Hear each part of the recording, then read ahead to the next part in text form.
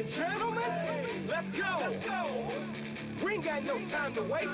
Let's go.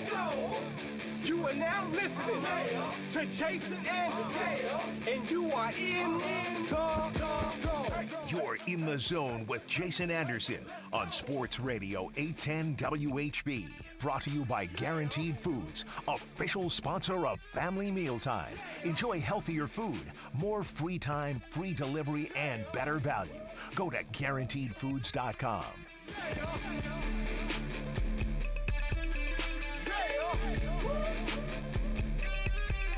All right, a Tuesday edition of The Zone right here on Sports Radio 810 WHB. Jason Anderson with you, Josh Brisco, Dylan Michaels. We head up until 2 o'clock. The next 4 hours, we've got you.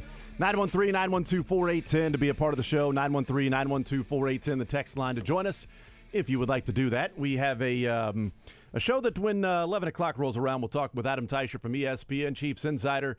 We will talk with Brad Spielberger coming up at noon from Pro Football Focus. We will. He will be in Todd Lebo's stead. Todd Lebo heading to Italy for the next couple of weeks. So no Todd Lebo today, no Fact or Fiction, but we'll talk with Brad Spielberger, get his thoughts on some NFL topics, maybe even some contract topics thrown in there as well with what we're seeing through the first 4 weeks and even next season, the season after that, as the Chiefs' window continues to be open, and we wonder about a team that we thought their window was going to be open for a while. I don't think it's closing.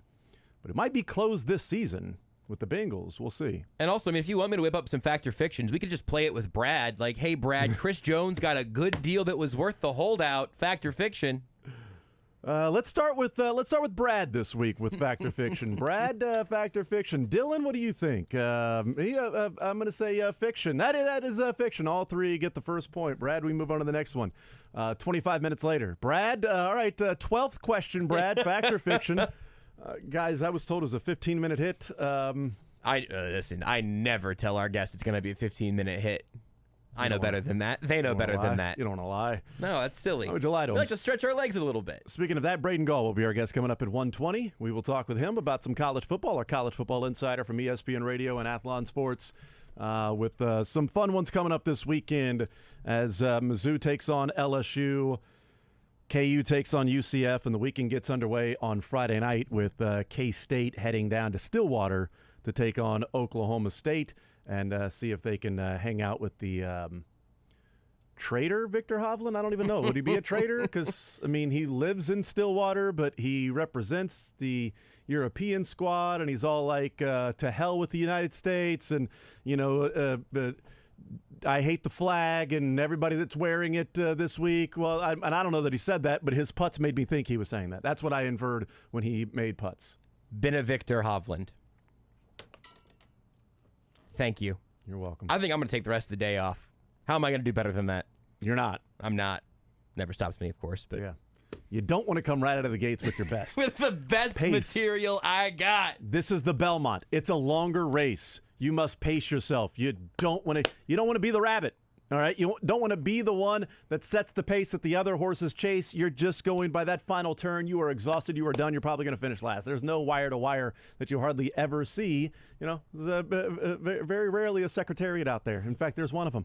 I was just so nervous that I might not get 3 or 4 more opportunities to make a Benedict Arnold Victor Hovland pun mashup thing. So I thought, sometimes you got to call your best plays on first down. Sometimes it happens that way. You get a good look. Sometimes when you're playing softball and you're in a league that gets 1 home run per team and you got bases loaded, you go, you know what, Jeff, use it. Go ahead and use our home run here. Take it, Jeff. We're not going to wait till later on. Jeff, go ahead and use it. Derek. Yeah, Jeter, come on in. We need you to pinch hit there. For some reason, you weren't starting on this softball team, but we do need you to come in and pinch hit. It's odd. Granky, come on. You want to swing? Here we go. It's obvious to who you would choose. I don't even know what that commercial is when they Jeter, go grab it. It's so obvious who you would use to pinch hit. Is it? Because you would think it would be obvious as to who would probably play short for you. What was that commercial softball for? Team. Also, there's a Charles Barkley one. I think it might be a credit card thing. That's a knucklehead. I don't know. Is it good advertising if you remember the concept but not the product? No, it's not. I don't think it is. It's not good advertising. Huh. If you remember that. Interesting. All right, 913-912-4810. That's how the show lines up today. The Major League Baseball playoffs getting underway tonight with the wild card series taking place. And we will have the different games for you right here on Sports Radio 810 WHB starting tonight as Diamondbacks Brewers get underway around 6 o'clock. The Marlins and Phillies at 7 o'clock. That is the main ESPN game, is Marlins and Phillies, but it will bounce around from game to game. Like if that Blue Jays and Twins game is going late, Jack will be here on the mic, Jack Johnson, and he'll be able to take you from game to game if need be with Diamondbacks, Brewers, Marlins, Phillies in this Game 1 wild card rolling. Rangers, Rays get the day underway at 2 o'clock with the first game of the postseason, and then Blue Jays, Twins after that. Those are all on the ESPN family of networks, but interestingly enough, the first game out of the gates at 2 o'clock is on ABC. And then the rest are on ESPN tonight. Not even the, ABC. It ain't ABC at 7 o'clock tonight. It's 2 o'clock, ABC. Is that a writer's strike thing?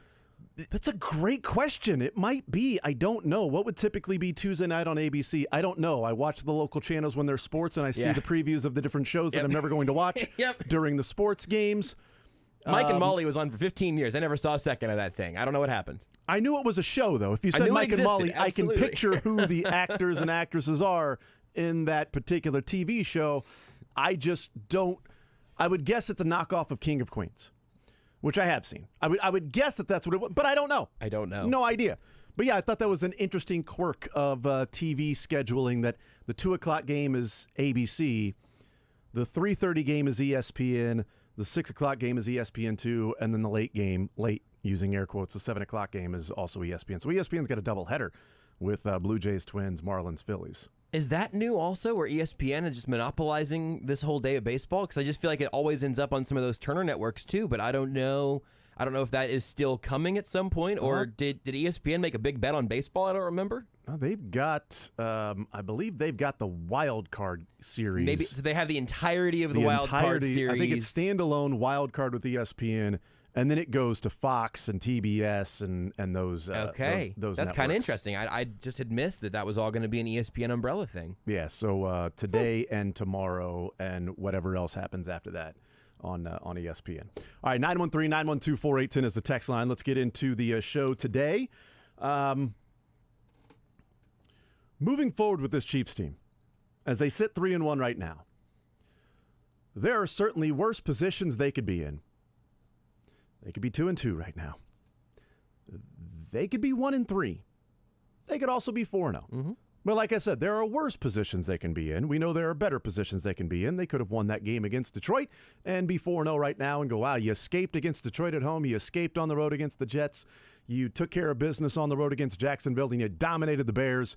This team's 4-0. You've seen the almost the whole gambit of different things for this team. But they lost week 1. Could be worse. Defense could have played less than stellar against Jacksonville, and they, end up losing that game, and then we know what happened on Sunday night. So it could be a 1-3 team. It is not. They're 3-1. They know how to win. They find ways to win. Didn't work in week 1. But now moving forward, we didn't really get into much of an assessment of the defense yesterday, which I do want to get into, and we will talk about, because I think it's an interesting way of breaking down and looking at it, because you do have a Jets team that really struggled offensively and a Zach Wilson quarterback that's been really bad. That then against the Chiefs defense, they put up 18 points against the defense, and Zach Wilson all of a sudden, it's like, Joe Namath coming out yesterday and going, well, look, I don't know the kid. And Robert Saleh, he knows the kid, and what you just hope is that he keeps getting better and better as the weeks go on, and I think he can, and it's just one game went from trade him. I don't ever want to see him again. I don't want to see him in a Jets uniform. I don't want to breathe the same air that this person breathes on Earth. Send him to Mars, damn it. Get him out of here. He sucks. He doesn't have it mentally. I'm not sure he's actually right-handed. He should try throwing left-handed. Has he tried punting? I'm not sure. A lot of things he can do. Just never play quarterback for the Jets again. I couldn't care less about the team struggling. I doubt that. I think he can. But then he goes on the Michael Kay show yesterday and was like, Robert knows him, and he knows how good he can be, and I'm just hoping he'll continue to get better moving forward. And you see some bright spots, and okay, thanks, Joe. Yeah. 913-912-4810. So, the Chiefs' defense we can assess and we'll get into because of how Zach Wilson looked on Sunday night. But I do want to talk and start with the conversation that's been going on throughout the offseason, through training camp, and through what would be the first quarter of the season. And that is the wide receiver group this year for the Chiefs. It's another week, another discussion. Another week, another conversation of, are they fine at wide receiver for this year? When the trade deadline approaches, should the Chiefs go out and spend resources and draft capital to try to go and bring somebody in? How would they go about the salary cap if they were to do that? Certainly would have to make sense. Maybe you give more in draft compensation to get a cheaper player. I don't even know the different players that would be available if you're looking at, trade candidates. There was a time when people were talking about, well, why don't you go and, go and get Mike Evans? Well, no, he's on a 3-1 Tampa Bay team that's leading the NFC South. Yep. They're not going to be in sell mode anytime soon. Whether he's injured with a hamstring or not, that's besides the point. It's the fact that they are 3-1, and Atlanta's 2-2, and they've got some issues at quarterback with some Stephon Diggs, Josh Allen situation going on there with Mac Hollins and Desmond Ridder. New Orleans 2-2 with a shoulder problem. Can we with have Derek Josh Carr. Allen, Stephon Diggs? No, honey. We have Josh Allen and Stephon Diggs at home. New Orleans and Derek Carr's shoulder or whatever's going on there. And then Carolina 0-4. One of the two teams in the league that has not won a game, along with the Chicago Bears. They have the 1-2 pick right now in the NFL draft. And the Panthers do not have the problem of having too many wide receivers that they're looking to trade away. That's exactly right. That is exactly right. And let me go ahead and step up and raise my hand and go, no thank you to Chase Claypool. Yeah. That's not an active solution to this particular problem. No. There are two teams that have said, yeah, we're done. I know Mike Tomlin portrayed it as, well, we liked the value of the second-round pick for Chase Claypool. It wasn't the Melvin Ingram and Le'Veon Bell of we want volunteers, not hostages. Mm-hmm. He didn't offer that tidbit with Chase Claypool. He said we liked the value of it. So I don't think he was trying to kick the trade, at least publicly, was made out to be, this is just a value-for-value trade, and it's not anything against Chase Claypool. And the Steelers got incredible value there. Because we drafted this guy in the second round a couple of years ago, got 2 years out of him, 3 years, whatever it is, traded him for a second-rounder, and now we got a cornerback that we feel pretty good about, and a legacy in the Steelers organization. Just for what it's worth also, the 32nd overall pick, Yeah. the first pick of the second round Right. in a year where a first-round pick got vacated. It's a great point. Crazy. It's a great point. So I'll go ahead and say, no, thank you, for a lot of different reasons. But one of the reasons is, what does he bring to the table that the Chiefs wide receiver group doesn't have? Like, I don't look at Chase Claypool and go, that's what the Chiefs are missing. They're missing that big-bodied guy that can maybe go up and make plays. No, they got a couple of those. They're missing somebody that Patrick Mahomes trusts. That's what I think this group is missing. Like, legit, I think this group is missing somebody that Patrick Mahomes, when the snap is getting ready to take place, and he sees the defense and whatever they're doing when the Chiefs go in motion, and he's thinking, well, if this happens over there, this is who I'm throwing to. And I trust that person. Or Kelsey.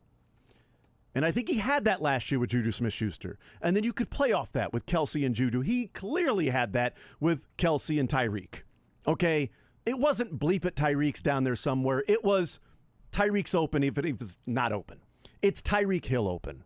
So I'll throw it to Tyreek Hill. Am I forcing it too much? Maybe, maybe not. But it's frickin' Tyreek Hill. I'm going to throw the football his way. Travis Kelce, I'm going to look his way and throw the football his way. I trust Travis Kelce that we're going to be on the same page. Very rarely is there an instance like Sunday night where Mahomes is throwing it and Kelce stops his route to go the other way. And I think Kelce is the one that read it right. Mahomes didn't read it right. Mosley was jumping the route, and Kelce put the brakes on and went the other way.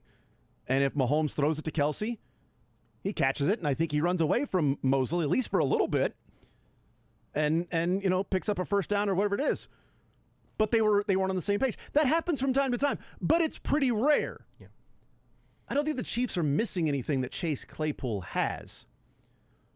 To me, what they're missing is somebody that before the snap, Patrick says, this guy's going to be where I need him to be. I'm going to throw him the ball, and I'm going to trust him, and I'll look his way more often than not. Because what I'm seeing when I'm watching the games and then watching the All-22 last night is it's a little bit like the Lions. There are open receivers. There were open receivers against the Jets. There were clearly open receivers in the first quarter, but there were open receivers in the third quarter when they punted twice and then drove down and got the field goal and then took care of the game after that. There were open receivers.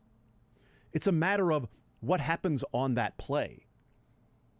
So maybe that's Rashee Rice that grows into be that player.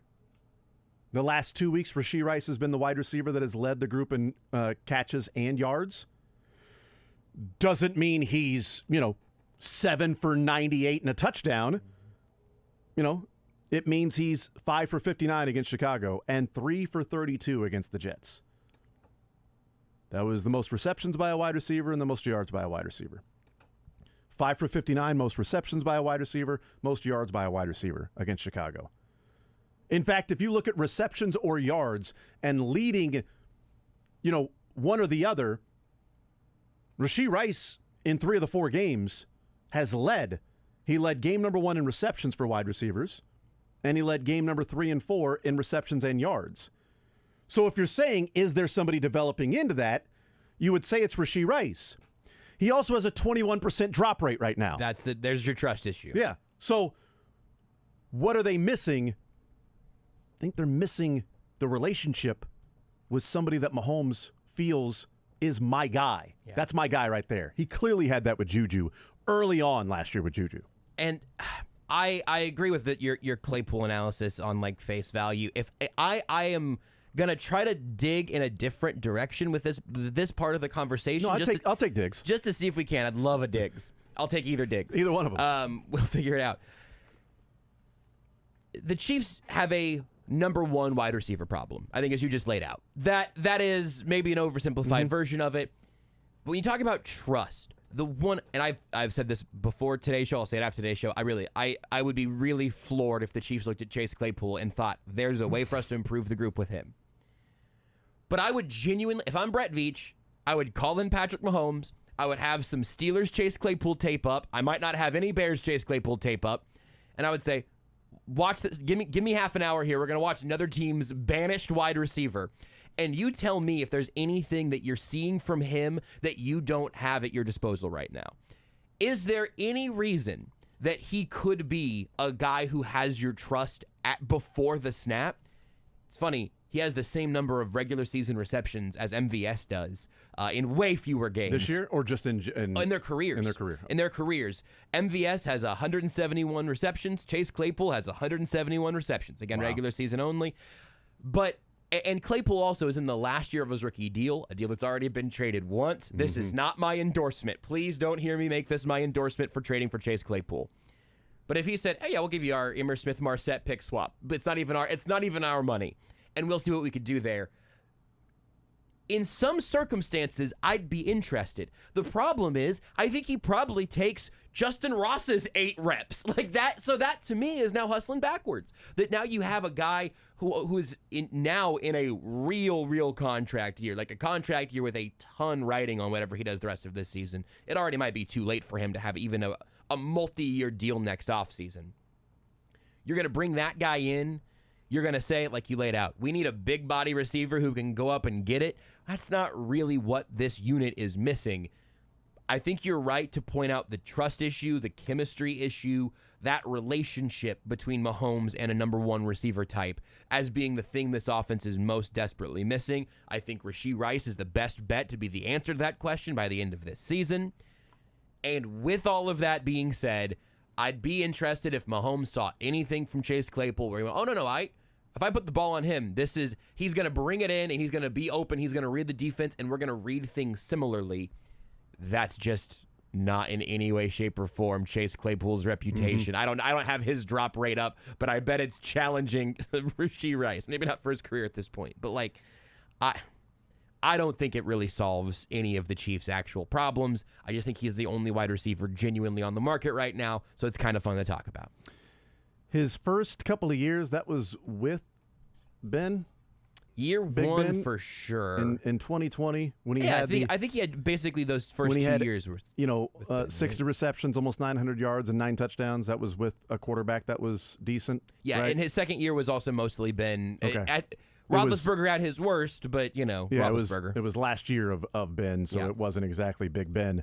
2020 was closer to maybe being Big Ben, so that's where you go. Okay, we'll see what he had with an actual quarterback in the NFL as opposed to a shell of Ben Roethlisberger, Kenny Pickett, and Justin Fields. Yep. Maybe that's what you go with. But the part about, does Rice grow into that?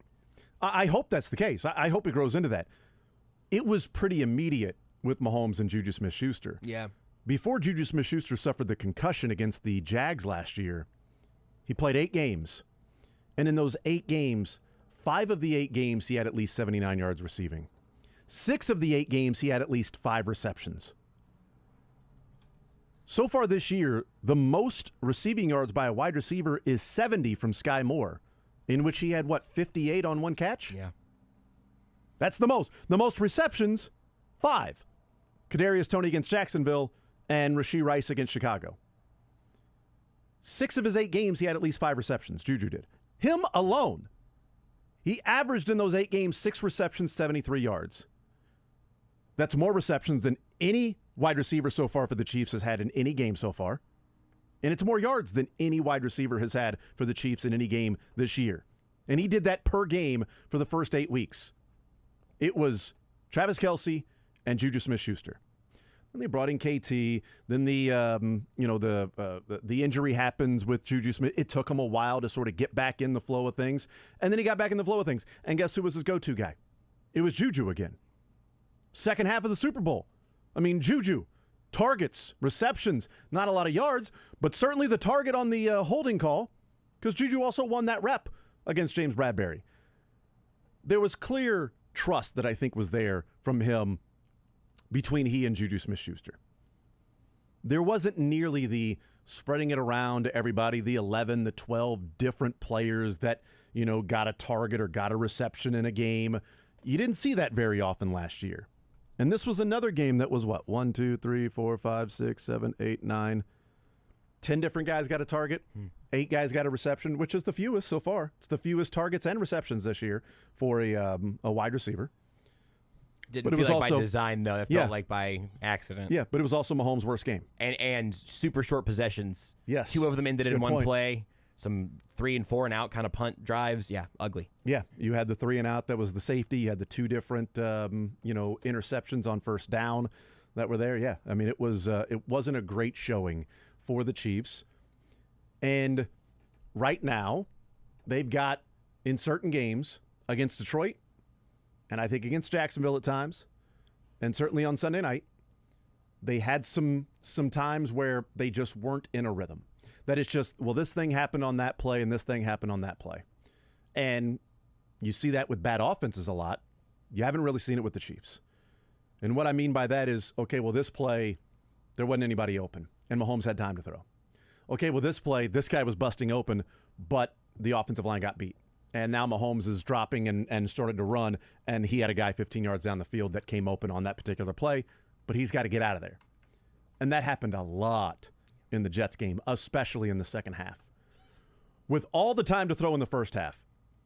And then apparently the offensive line was just like, hey guys, you guys really want to block anymore? No, yeah, me either. I don't really feel like it. They're doing these stunts, but do we really need to pick them up? A bizarre thing to watch this offensive line struggle with as much as they did. I don't know. You want to pick it up? No, I'm fine. I'm just going to take the guy in front of me. That's why we can double team this dude. It's not Some of that was on the interior. Those 3 guys have been playing together. Donovan Smith and Juwan Taylor are allowed a few communication errors in my book, But when that's happening on the interior, man, that's like legit concerning. I want to go through, and we'll do this on the other side of the break. I want to get into the wide receiver snap counts and what happens throughout this year and who can develop into that player. And I want to go through and sort of show what happens in a game where the offense looks broken and it's blamed on the wide receivers, when if you look through the game, the plays where the Chiefs passed the ball, how much was wide receiver, how much was just off by a tick? New tackles, new group of wide receivers essentially, and new roles, and it's only 4 games in. Maybe by week 12 we'll look back and go blip on the radar. But also maybe not. We'll take a timeout. We'll come back. More Zone next.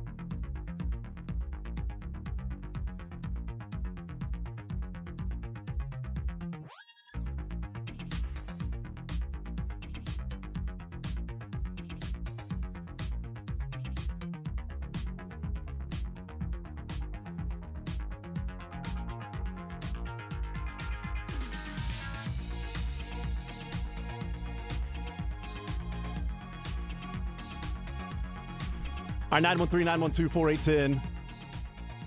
That's the text line to join us. 913-912-4810. Text says, Cooper Kupp.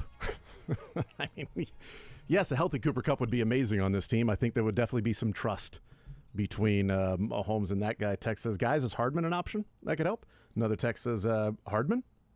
Another text says, I mean, honestly, do they trade for McCole Hardman? I think, I'm really honest, I think that one makes like a smidge of sense. It's weird. But it's not like he was the guy Mahomes trusted when he was on the team anyway. Right? That's odd to where that reputation is gone in a few years of like, oh my God, I can't wait till he leaves, to like, Mahomes needs somebody to trust. McCole? In a few weeks, man. Yeah, that's I mean, in week one, nobody was like, oh, you know what, this team needs McCole Hardman, and now absence makes the heart grow fonder. That's right. 913-912-4810. So wide receiver snap counts, as this season progresses, my guess is that the player that emerges will be Rashee Rice. I think that's right. 3 of the 4 games, we've seen some sort of a commitment to try to get him the ball and let him run. Even the 18-yard reception was, here's a quick 5-yard pass, turn, catch it, turn and get up the field. He did catch it, which is good. But I don't think it's a coincidence that 3 of the 5 or 3 of the 4 games, this year, he's led in either receptions or yards in that game. So my guess is Rashee Rice. But you also talked about yesterday in the oddity of all the snap counts that resulted in almost no targets to 2 or 3 different guys on the team. Yeah. MVS and Sky Moore and Justin Watson were your 3 leading snap count guys. It was 100 and some snaps for those 3 guys combined, and they had 2 targets or 2 catches for 11 yards. I was looking, in this conversation about trust and you going back to Juju from last year, I'm just now looking at sorting by target the ages of the guys the Chiefs are working with here. I think there's a silver lining to this and a dark cloud of it, and we'll see what wins out over the course of the year.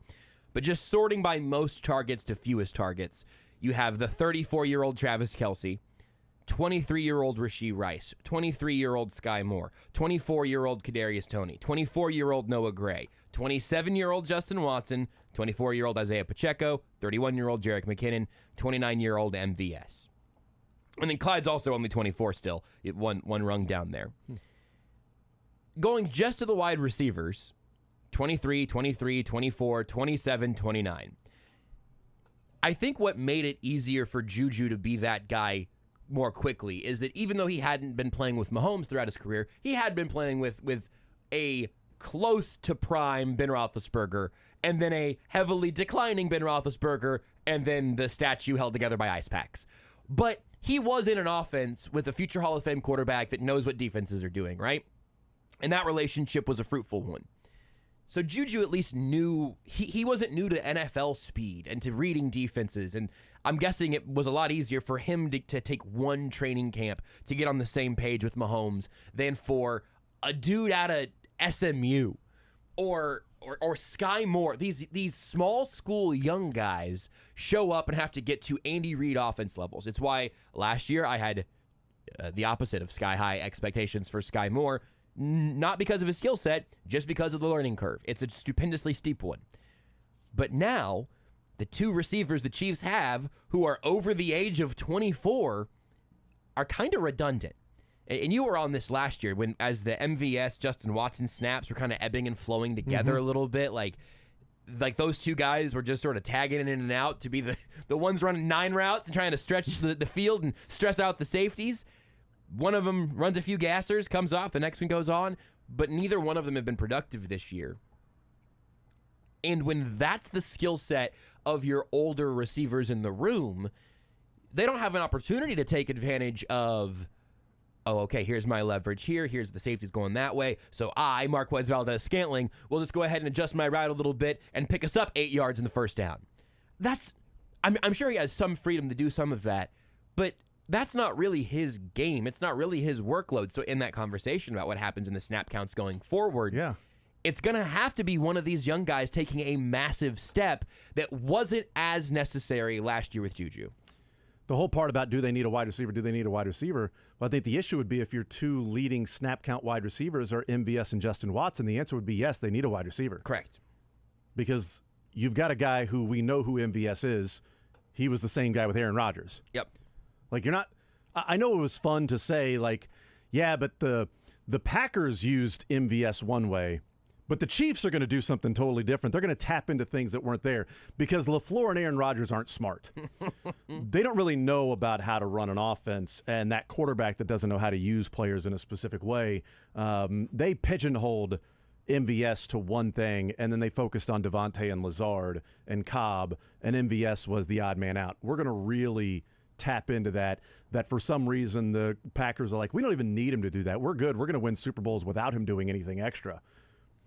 I mean, that was kind of foolish to go down the route. Yeah. And I think a lot of us, myself included, were like, okay, well, let's see what MVS can be if he does run a different route tree and he's not just a guy that's going to be, a deep threat.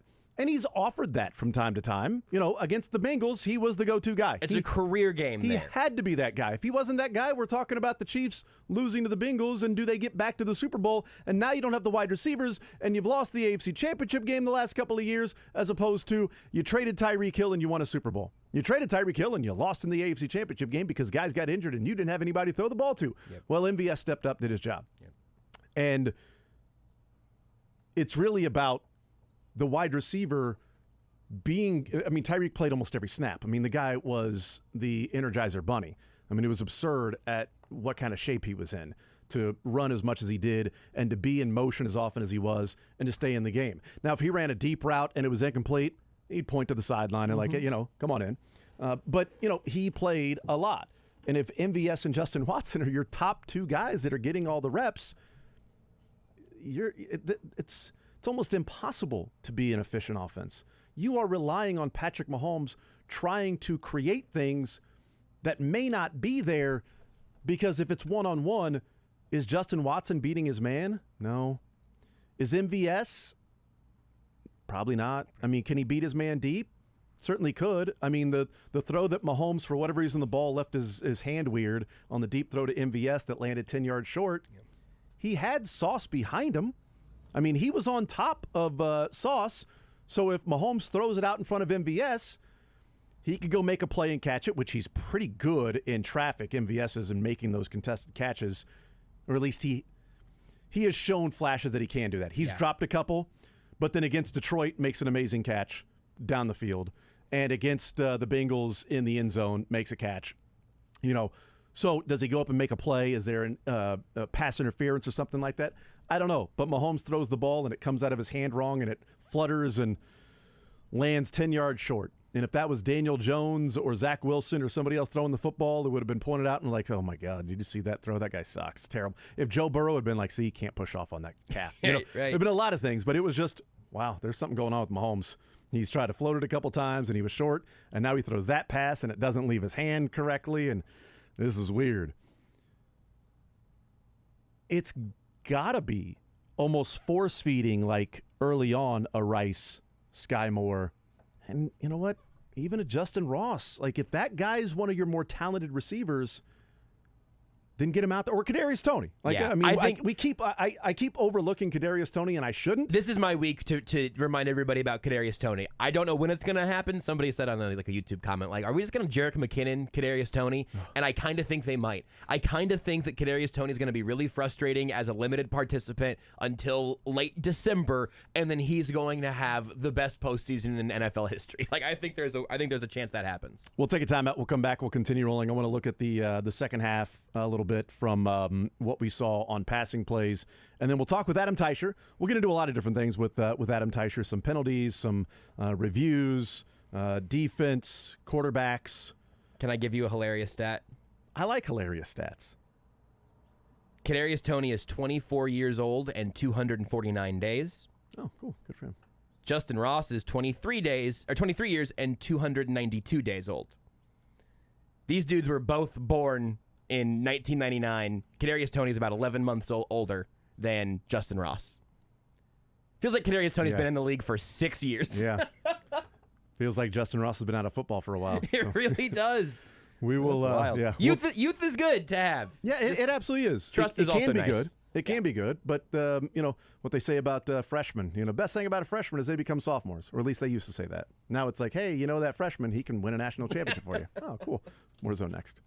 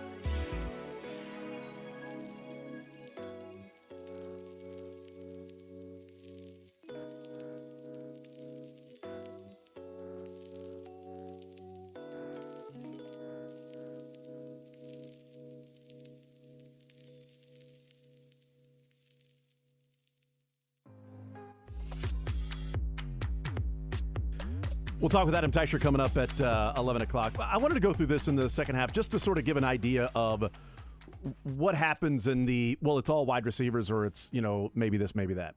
The first possession for the Chiefs, and just the passing plays. The first possession for the Chiefs in the third quarter, Mahomes was sacked for 6 yards. The interior collapses. The play doesn't develop. There wasn't really any time to do much. So that was a passing play. That wasn't wide receivers. The next play, there really wasn't anything open. I will say that. There was nothing open as Mahomes was then trying to move. MVS did have Sauce behind him, but that was the odd underthrow by Mahomes. So that was a weird possession, and maybe that was, hey, the wide receivers on 3rd and 16 didn't get open enough for a first down. Sorry, well, that sucks. They had guys open underneath, but then it would have been rally and make the tackle. And if you're Mahomes, I'm not Zach Wilson on 3rd and 15 throwing the underneath to the running back who's going to get tackled and then we punt. That doesn't matter to Mahomes. I'm throwing the ball for a first down, or we punt. The next possession, the pass to Clyde Edwards-Helaire, which was just to the right, which was a brilliant design. A brilliant design. And Clyde Edwards-Helaire is just not fast enough. Just not fast. They had, and this is where it would be a question of, are there plays designed for specific players, or are you going through the flow of the game and whatever personnel is in there is in there? Because the previous 2 plays, it was Pacheco for 17 and Pacheco for 2. And so they ran it. And then this seems like a perfect play off of the run. You play action. The offensive line runs to the left like it's a run. Travis Kelce comes down from the right side of the offensive line to place a rub, air quotes, block on C.J. Mosley. A route. Rub block. Edwards-Helaire leaks out to the right with Creed Humphrey leaking out to the right. The throw is there. It's beautiful. Creed, I think, was surprised at how quickly Mosley got there, missed the block. Mosley makes a tackle on Clyde Edwards-Helaire because he has no burst. If he turns the corner, it's like 15 to 20-yard gain. There's a safety back there, and that's really it. It was a brilliant play design, but for a couple of reasons, it did not work. And then on 3rd and 7, Kelce and Justin Watson were open. Mahomes is getting ready to cock and load and throw. The blocking breaks down. Quinnen Williams just beat Trey Smith. It was a hold on Trey Smith. Stud players do that. Yeah. But Justin Watson was open. Travis Kelce was open. The next possession, Patrick Mahomes throws a short little pass to Isaiah Pacheco. For some reason, I don't know, he takes a snap really quickly out to Pacheco. It was a 1-yard gain. He had 2 wide receivers at the top of the screen with 1 defensive back. Never looked that way. Kadarius Toney and Sky Moore both ran routes and were open and were standing there. But it was just a quick pass to Pacheco for 1 yard. Was that Mahomes in his mind going, I'm getting the ball out. I'm reading it, getting the ball out. I'm not trying to throw deep. Getting the ball out. I'm doing this. There was another play where MVS was just wide open at the top of the curl. But the interior broke down because they ran a stunt and Mahomes had to bail. That would have been another 15 to 20-yard gain. It was that the whole second half.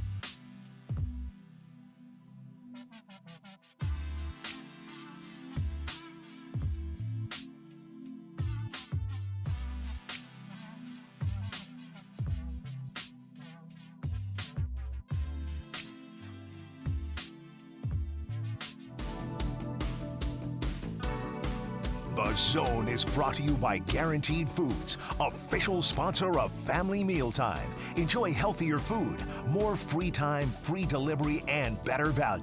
Go to GuaranteedFoods.com. All right, we continue right here on Sports Radio 810 WHB. Jason Anderson with you, Josh Brisco, Dylan Michaels. We head up until 2 o'clock. We'll talk with Brad Spielberger an hour from now. Braden Gall comes up in the 1 o'clock hour, some college football with Braden Gall, as some big games coming up this weekend, getting started with K-State, Oklahoma State on Friday, but then Mizzou, LSU, 11 a.m. on Saturday, a big matchup between those two teams, and then KU and UCF, 3 o'clock on Fox. We talk some NFL football with Adam Teicher, presented by Twin Peaks. Step up your lunch game at Twin Peaks. Enjoy light yet hearty combos put together for you, available at an awesome price. Enjoy your next lunch break with Twin Peaks. Adam Teicher joining us here in the Zone. Adam, how are you, sir?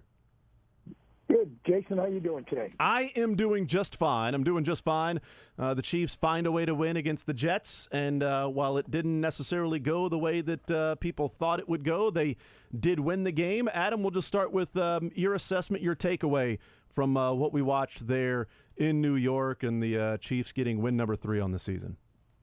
Yeah, well, survive and advance, right? I mean, yeah. You know, it looks the same in the standings as the Chicago game does, right? So, you know, yeah, I mean, there's obviously some issues going on here for the Chiefs, but, you know, on defense, I thought that, you know, that was maybe more on Zach Wilson and him coming alive than it was on the Chiefs. I mean, he put some balls where he made some big-time throws, Zach Wilson did, and so, you know, I think the Chiefs made a real effort to get after him at times, and he stood in there and made some plays. So I think that was maybe more on him than on the Chiefs. Now, offensively, that's a different story. I mean, they got some things going on. It's just been such a weird year for the Chiefs. They ended the Chicago game, and I'm talking now about the possessions that Mahomes, when Mahomes was still in the game. Mm-hmm. They ended that game, again, not counting when Blaine Gabbert came in the game. They ended that by scoring 7 straight times. The Chiefs scored the last 7 possessions when Mahomes was in the game against the Bears.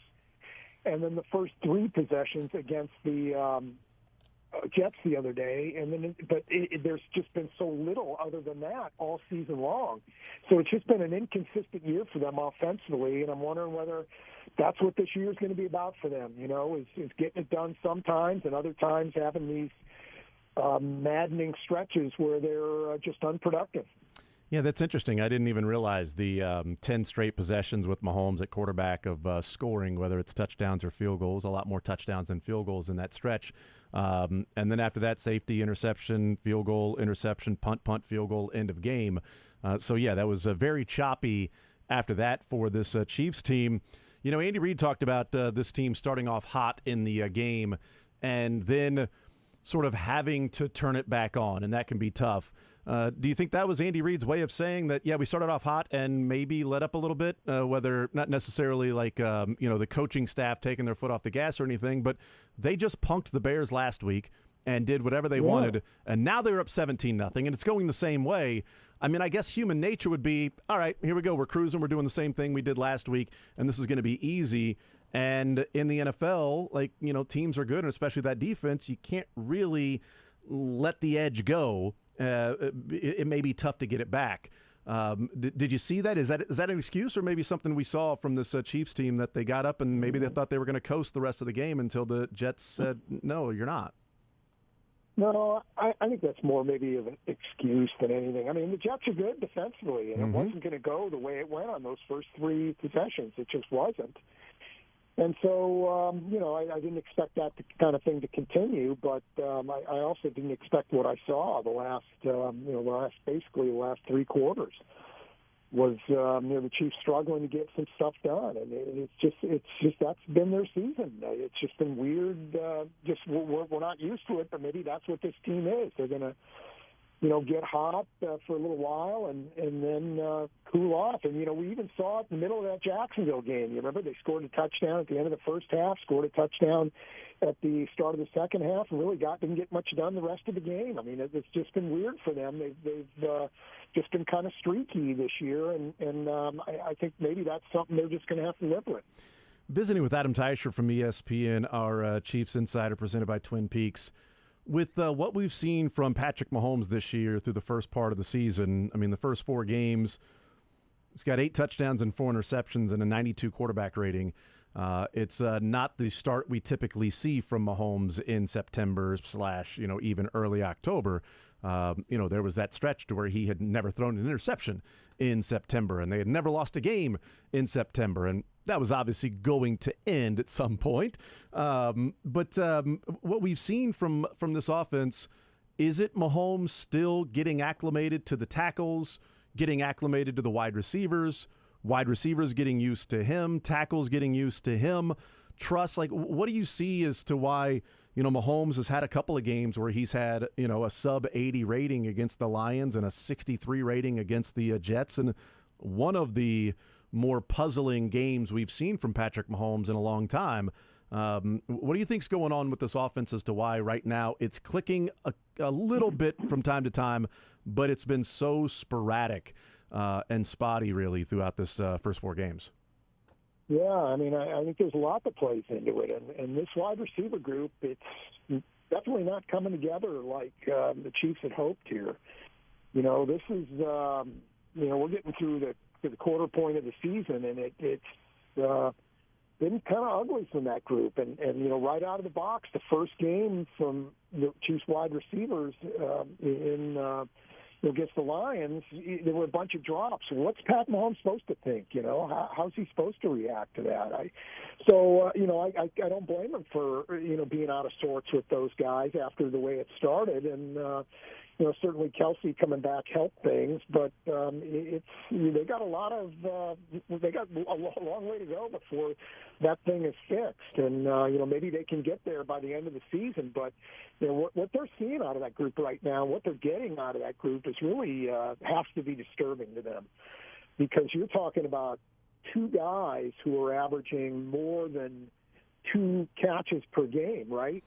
Among the wide receivers now, and Kadarius Toney's one of them. He's barely over that. He's got 9 in 4 games, and Rashee Rice is over that, and he's a rookie. I mean, he's still figuring things out. So there's problems with all of this. I mean, Sky Moore has been targeted 15 times, and he's got 7 catches. I mean, that's a disturbing statistic right there, and I really thought he'd be getting a lot more done by this point of the season. The fact that he's not, they're going to have to maybe pivot and go somewhere else for that kind of production. And Kadarius Toney's the most likely, or maybe the most talented candidate for that, but he's too up and down. I think the Chiefs going to have to learn to live with his inconsistencies. And Rashee Rice, I can't see him playing a bigger role until he consistently catches the ball. I don't think it's going to be a chicken or the egg thing. I think he's going to have to show he can catch the ball consistently before he plays more. So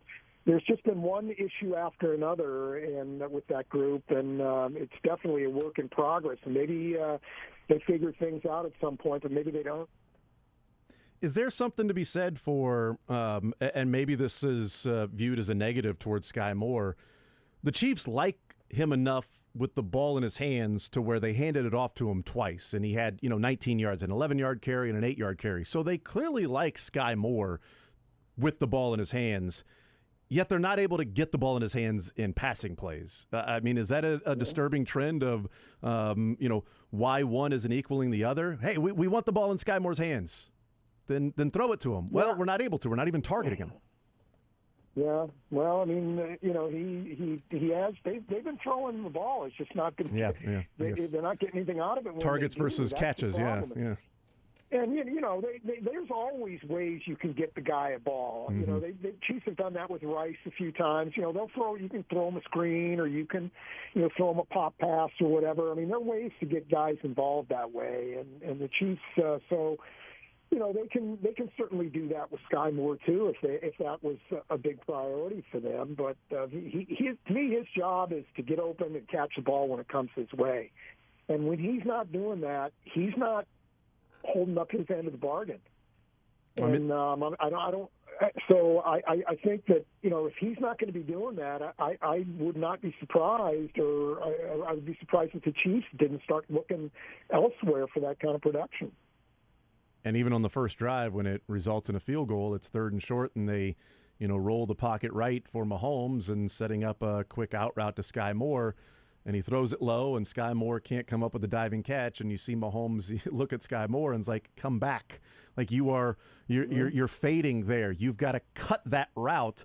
You're 2 yards past the first down marker. You've got to get to the first down marker and cut it sharp and stay on that path. And you sort of faded to a couple of yards deeper, and the ball is, at your feet. If you cut it, the ball's at your waist. Catch it, get 2 feet down, go out of bounds. And that's sort of that part of like those little details. And if that's the case, if he rounded it too much and then started to fade instead of just cutting straight over to the sideline, like this is year 2 for Sky Moore. Like part of him was being a route runner, and that can't happen in year 2 in game 4. Nope. Was going to be my point. That he's played enough now, and he's been around long enough now where he should know not to do those kinds of things. So that's the one guy I'm looking at here. Him and Kadarius Toney. Toney's always probably going to be up and down. I think that's just the nature of what he is and who he is. But and you probably ought to know that by now about him if you're the Chiefs. But with Sky Moore, they have to get more out of him, and he's not the only problem or the biggest, the thing he's the guy who's holding this thing back from being what we've known it to be. I'm not going to go that far, but he can be part of the solution, but he has to be part of the solution. And right now, I don't think you can say that about him. So that's the guy I'm looking at right now and saying, you need to be better, and you need to be better quickly. Is there a trust issue or a chemistry issue between Mahomes and some wide receivers that, it just off a tick to where, I was watching the All-22 last night, and there were some plays to where, like, hey, this guy is wide open, but Mahomes just never looks his way and goes somewhere else, and whether it's a short pass or incomplete and a couple of other plays. And part of that may be just this is the design of the play. But I also wonder, like, if you take, like, for instance, MVS on a play that ended up being Travis Kelce for like a 3-yard catch, just a short little dump off. Mahomes drops in the pocket, looks straight down, and then turns right, and then sees Kelce, and it's a 3-yard gain. But just to the left, MVS is turning and coming open for like a 15-yard gain, and there's nobody there. If that was Tyreek Hill, like, I think Mahomes hits him for 15 yards, but it's MVS, and so I don't know, is there a trust or something else going on there? Because I guarantee you on film, Mahomes would go, you know what, I should have taken the 15-yard gain instead of the dump off to Travis Kelce for 3 yards. Yeah. Well, there shouldn't be at this point. Certainly not with with him, but just like in general, like is there nobody that he sort of feels like that Juju last year right out of the gates was just I'm throwing him the ball. It's Kelce and Juju are the guys that are getting the ball those first 3-4 weeks of the season, and I think that's one of the reasons why the offense seemed to go is because he at least had that trust of I'm going to throw him the ball, he's going to be there, and he's going to catch it. Yeah. Well, I think a lot of this is affected by some of the things the Chiefs are doing, some of these self-inflicted wounds, some of the penalties and the drop passes and the turnovers are costing them. And when you talk about building rhythm, those things are rhythm killers. You'll never do it if you're dropping passes and you're costing yourself possessions with turnovers and you're hurting yourself with penalties. So, I feel like if and when the Chiefs can clean some of these things up, then some of these other issues will work themselves out. But if they're, having the penalties, having the drop passes, having the turnovers, then it's going to be a struggle. It will continue to be a struggle. This will not look like we know it to look if those things continue. Adam Teicher's our guest. What do you make of I want to talk about Rashee Rice, because if there's a guy that's going to grow into that, I think it'd be him.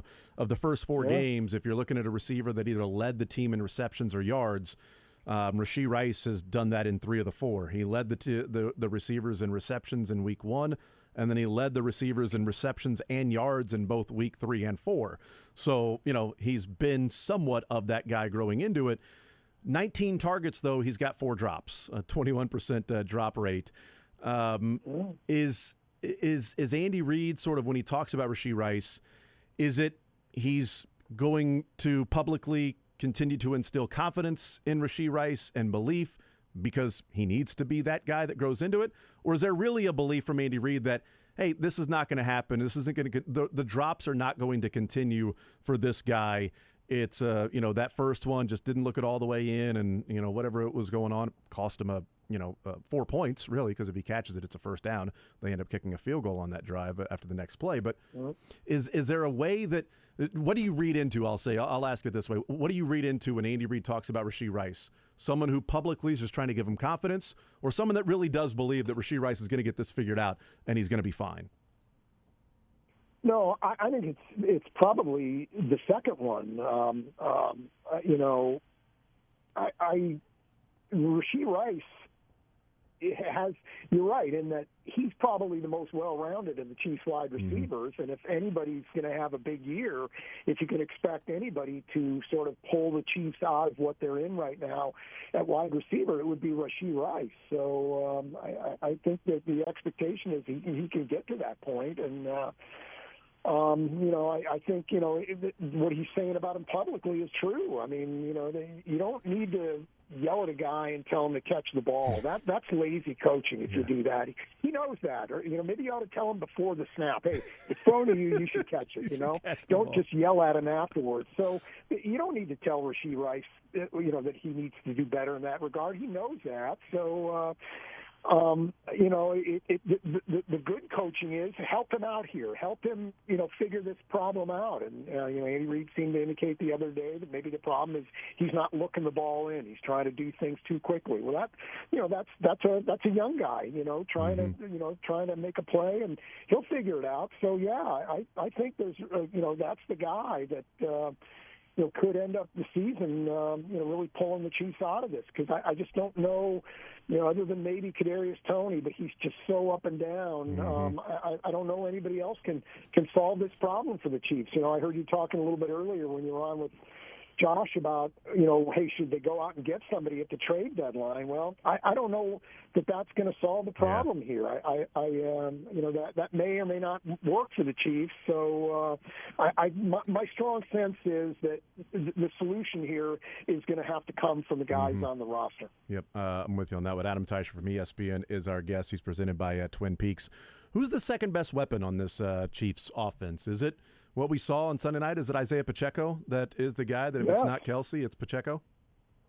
Yeah, I thought he was the best player for the Chiefs, an offensive player in New York, and that's a guy that has to be part of the solution too. And, I like what the Chiefs are doing with him and making him maybe bigger part of this in the passing game.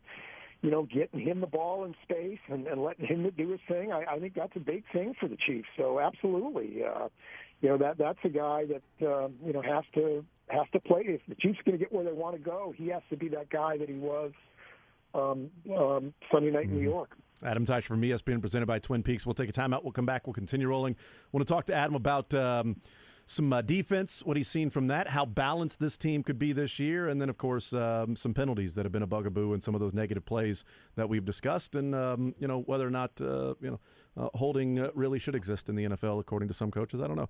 We'll take a timeout. We'll come back. More Zone next.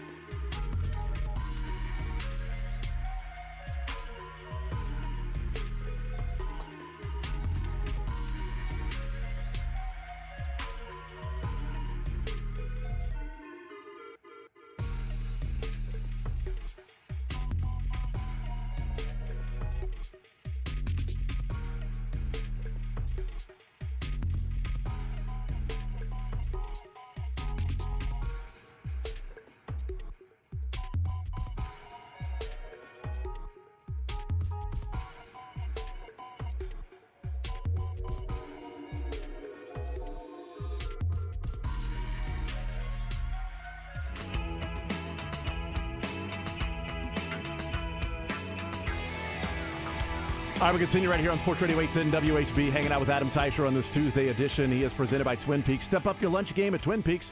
Enjoy light yet hearty combos put together for you, available at an awesome price. Enjoy your next lunch break with Twin Peaks. Adam Teicher from ESPN is our guest. Adam, let's start with this. Is this a how much of a possibility, sort of a chance, is this Chiefs team potentially the most balanced that has been there with Patrick Mahomes? Maybe not the best offense and middle of the pack defense, but maybe the number 4 or 5 offense and the number 7 or 8 defense in the NFL. Is that maybe closer to what we'll be watching this year to this Chiefs team than what we've been used to in the Patrick Mahomes era? Oh yeah, I think that's definitely the case.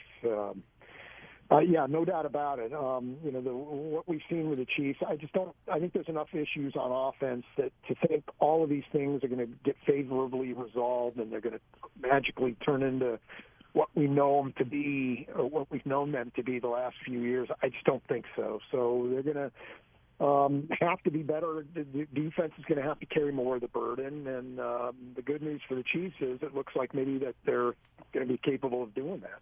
How do you assess the defense from Sunday night? Because, I think you can come away from that game going, wow, that was really disappointing that, against the Zach Wilson team, he looked like that. And all of a sudden there's a lot of hope around the Jets with what Zach Wilson can be. And that was on your defense. Mm-hmm. And you've made some quarterbacks look, Trevor Lawrence look pedestrian, and Justin Fields looked like more Justin Fields when he's not playing the Broncos. But also, like, the first 3 possessions of the game when the Chiefs were going out to a 17-0 lead, it was like 13 plays and 70 yards. And then when it was 20-20 after that touchdown, the Jets had 13 plays and 60 yards, 2 punts and a fumble. They had the stretch to where they had the field goal, the touchdown, the missed field goal, and then the touchdown to start the second half. So how do you sort of assess what we saw from this Chiefs defense? Is it the way they played when the game was in balance and then the game started, or is there some real concerns in the middle there when the Jets were able to drive and put some points on the board? Well, I mean, I think a lot of that was Zach Wilson just playing well, and the Chiefs were I liked their strategy, what they tried to do against him, but he made it work. And, that's a pretty talented group of receivers, too. I mean, that's, Garrett Wilson is a great player. And, so that's not as easy. If you're going to tell me Zach Wilson is going to play the way he did, that's you look at the Jets in a whole different light in terms of, the competition, because they're going to be a lot more difficult team to stop going forward, because he's got a lot to work with there. So I feel like what we saw was more on him than any flaw or anything in that regard with the Chiefs. We'll know more starting this week, because the quarterback play is going to really ramp up here for the Chiefs. I mean, next week or this week it's Kirk Cousins. They got Russell Wilson coming up twice. Justin Herbert, Tua, Jalen Hurts. I mean, those are the next 6 quarterbacks the Chiefs are going to face. So we'll find out if there indeed are some flaws here on the Chiefs defensively. Yeah, the third quarter, that touchdown drive for the Jets, I mean, the 3 throws that, Zach Wilson made that were essentially the drive, the 25-yard pass to Conklin, Drew Tranquill was right there. It was a great back shoulder throw, and Tranquill got his arm in there, and it was a great catch by Conklin. And the 23-yard catch by Ruckert, that Chanel was there. It's a back shoulder throw, put it where it needed to be. Chanel got an arm in there, and he made the catch. And then the touchdown to Lazard. I mean, Brian Cook touches the ball. Like, it touches Brian Cook's left hand. And he put it exactly where it needed to be, and Lazard made the catch. So those are 3 throws that were 20, 40, 60 yards of that possession. 60 of the 75 yards of that possession happened on those 3 throws, which were really good throws from Zach Wilson. So it's a good point about, you maybe have some the other touchdown drive was a 41-yard touchdown drive that maybe shouldn't have been because of face mask on the offense. That was called a horse collar on the defense and Derek Nottie. It was really interesting because it happened on the Chiefs sideline, and I always wonder about officials on certain sidelines. Clearly on Sunday night that didn't matter because the holding call on Sauce Gardner was on the Jets sideline, and the 30-yard penalty that was 15 yards against the Chiefs instead of 15 yards against the Jets was on the Chiefs sideline. As soon as that flag was thrown, Spagnuolo and two other coaches immediately went to the official and were grabbing the front of their shirt collar and pulling down and saying, no, it was in the front. And they still came together and decided that it was a horse collar tackle. It's funny to me that the conversation coming out of that game is somehow the refs screwed over the Jets and the Chiefs got all the good calls during the game when there was that call. And then there was a face mask that started outside of the end zone, and it ended up being 2 points for the Jets there. I mean, that could be 9 points on those two calls that are pretty significant as opposed to a holding call at the end of the game. What'd you make of those two calls that went against the Chiefs, and especially the one down in the end zone as Andy Reid was like, well, they review that. How did you infer and see when hear what Andy Reid was talking about when they review that play? Is he talking about the officials review that like a scoring play, or is he saying like after the fact, well, they go back and review those things like during the week? I was confused as to what he was maybe specifically talking about. Yeah, I don't know what he was referring to exactly there. So, but, the Chiefs better find that out. I mean, if that's a play that they can review, that they can ask for a review, because it's a scoring play, I'm a little bit fuzzy on whether they can or can't. But if they can, they can't take back the face. It was a legitimate face mask penalty, but even if it had not been, they can't take back that part of it. But they certainly should be able to take back the where it happened part of it. So that's something that the Chiefs need to figure out, because that's the kind of thing that could and almost did cost them the game. I mean, should that be reviewable? That seems like something that, I get it. Subjective calls shouldn't be reviewable. This was you get into there's a can of worms that you can open up at that point. But that was pretty objective. You've got the camera down the goal line. The hand is on the face mask. It's gripping it, and it's still in the field of play. That seems like if it's a safety and a hold, if the hold started at the 1 yard line or the hold happened in the end zone, it seems like a pretty cut and dry way of being able to review that without getting into subjectivity of breaking down whether the hold was there. The hold still stands. It's just a matter, are you giving 2 points to another team or not? That's a scoring play. Yeah, and if the Chiefs are unable to challenge that, if the rules don't allow for that, that's a flaw in the rules. Not just the Chiefs, any team. That's a flaw in the rules, because that's something that should be reviewable either by challenge or just automatically because it's a scoring play. Do you know, there's been some debate of he had his hand on the face mask and grab it, but he didn't pull or jerk it one way, so therefore the pulling motion and the jerking motion took place in the end zone as opposed to the hand being on the face mask at the one. I mean, if it's a face mask penalty, is it that pulling, or is it just you grabbed his face mask, therefore that's the start of the face mask? And maybe the official didn't see it until they were in the end zone. Yeah, maybe makes sense. That he didn't see it initially when the play started, and then once he did, it's like, oh, we're in the end zone by now. This is a safety. So, that's something that if I'm Andy Reid, I want a better explanation on how all that came down for sure. It's 4 weeks in, Adam. Is this just something that's going to be reality that the Chiefs will have to find a way to live with? Is the penalties on the offensive line and the tackles, and even the interior got hit a couple of times with a couple of holding calls. The second half was odd as to how much the offensive line struggled against different stunts and things that the Jets were doing. Also odd the Jets never mirrored Patrick Mahomes in that second half and in that final drive, but whatever. Is this just reality that it's going to be something the Chiefs have to live with, and there will be negative plays in a game, but when there's not the penalty, the tackles have been pretty good at holding up. They're not getting beat very often. So, just reality for the Chiefs now, or is there a way that they will eventually be able to alleviate these things and they will be less penalized as the season goes along? Well, no, I think it's something they're going to have to live with, particularly with the tackles, because you look at the last 4+ seasons, 2019, 20, 21, 22, plus the 4 games of this year, the two most penalized players in the NFL over those 4+ years are the Chiefs' 2 offensive tackles. Juwan Taylor is 1 and Donovan Smith is 2. And so, yes, I don't think you can coach these guys out of it or tell them to stop or anything like that. I mean, I think that this is who they are. This is part of their games. And if the Chiefs didn't know that, then shame on them. I mean, they're willing.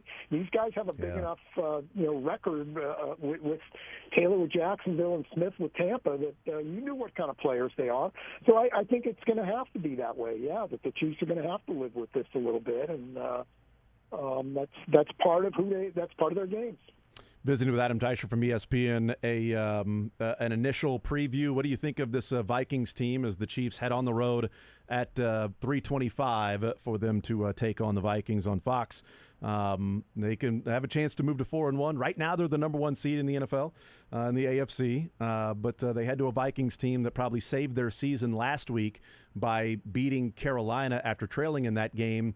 And they will be the most desperate of the two teams that'll be playing there in Minnesota. I don't think there's any doubt about that, but doesn't mean they're going to win. But what do you make of this, the initial thoughts on this matchup with the Vikings? Yeah, no, I'm thinking this will be a kind of a high-scoring game. You know, maybe 31-21, 31-24, somewhere in that range. So I think the Chiefs will get more done consistently against the Vikings than they did against the Jets. Mm-hmm. But on the other side, maybe this is a bigger challenge for them. So I think this will be an interesting game. But I think the Chiefs would be able to get some things done when they have the ball. But it's maybe the other side that, okay, how much can the Vikings get done?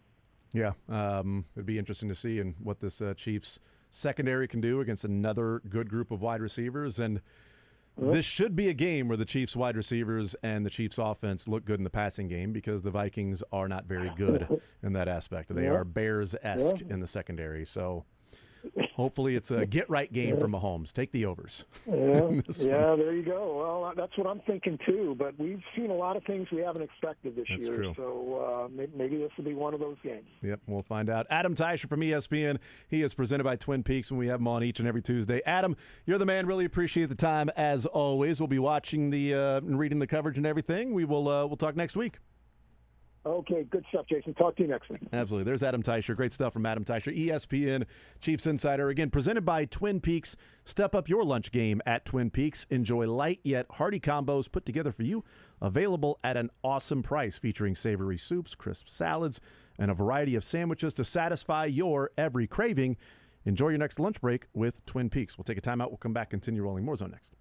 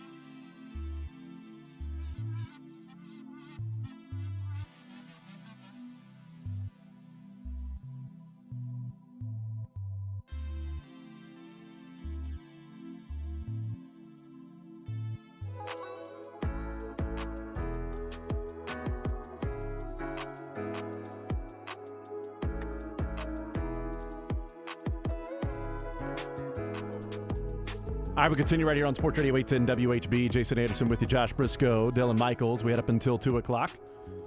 We will talk with Brad Spielberger, Pro Football Focus, coming up at noon. And then Braden Gall coming up about 1:20 or so. We'll hear from him. Some college football conversation with all three teams back in action this weekend and some fun games lined up. I want to wrap up what we were saying in the previous hour, just sort of going through some of the, just sort of an example of sort of off by just a hair here or there. You know, we had talked about sort of the offensive line in the first couple of possessions of the third quarter for the Chiefs and the passing game, because the discussion has been it's a wide receiver issue. This offense is stalling and not performing at the way that it has in the past because of offensive issues at the wide receiver spot. And I just want to point out a few more of these. Late in the third quarter, Mahomes hits Rashee Rice for 9 yards. Mahomes then fumbles, picks up the first down. The next play was a short, quick pass to Isaiah Pacheco for 1 yard. And that's where there were two wide receivers at the top that they had one defensive back guarding them. It was Kadarius Toney and Sky Moore and one defensive back.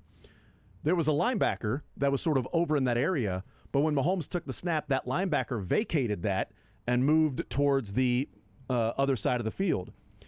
And Mahomes took the snap, took his regular drop back, and then looked to his right and found Kelsey for like a 3-4 yard gain.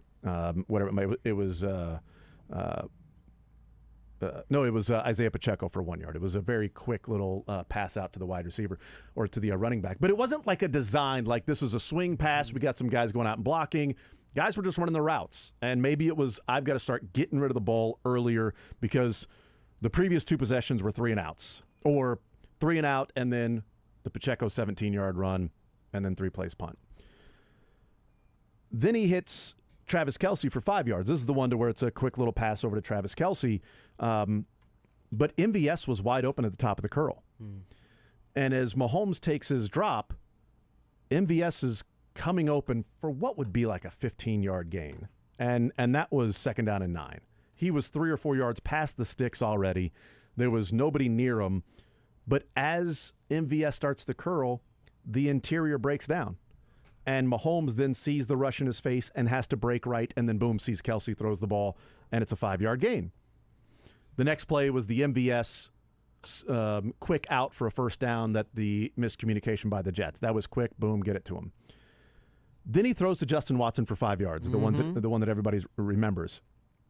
It's another one of Kelce is getting ready to clear the linebacker and come wide open in zone. It's a minimum 10-yard gain because he was coming open a couple of yards past the sticks. It was 1st and 10. But Donovan starts to get beat, and Mahomes then has to move to his right. So he now has to bail on anything to his left, which would have been Kelce for like 15 yards. Yeah. He's going to hit Kelce when Kelce's open like that. It's one thing for Kadarius Toney or MVS are popping open, and he doesn't see him. Kelce running one-on-one in zone and getting ready to clear that area, Mahomes is going to throw him the ball. Yeah. Donovan Smith's getting beat. He runs to his right, and then Justin Watson is open. He can hit him. Well, the guys can't get open. Well, no, MVS was open. The interior broke down. Kelce was going to be open for like a 10 or 15-yard gain. Donovan Smith got beat and, had to, Mahomes had to then move. The play that's interesting with the one where I said there were 2 guys at the top and only 1 defender because the linebacker vacated. Mm-hmm. This drive was in the middle of the 3rd and 4th quarter. So the quarter ends, they come over to the sideline. Mahomes hits Kelce. Pacheco for 2 yards. The next play, so 2 passes, the second pass after the break was the little quick pass to Rashee Rice. Yep.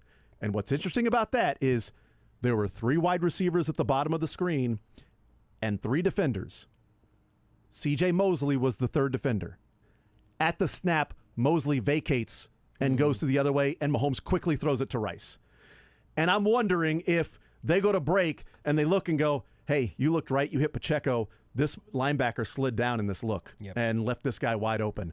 And the next time they got that look, Mosley did the same thing. Boom, Rice, 5 yards. And it's like, well, they're getting Rice for quick 5-yard pop passes. Right, but I don't know that they throw that if Mosley stays in the spot that he was, or if, they didn't run the play just 4 plays before that in the middle of the third and fourth quarter break, and now it's 18 yards. And so those were things where it's like, this guy was open. These guys can't get open.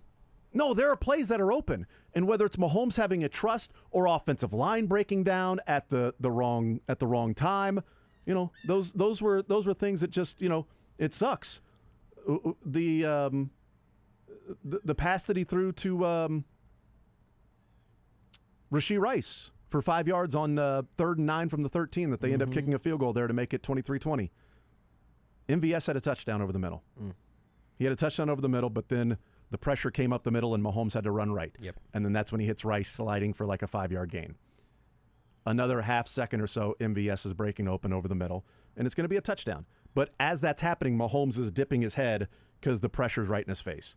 That's where, for whatever reason, the second half, Josh, the offensive line just sort of let the Chiefs' offense down because they were completing passes, and there were guys open in the first few drives, and he had time to throw.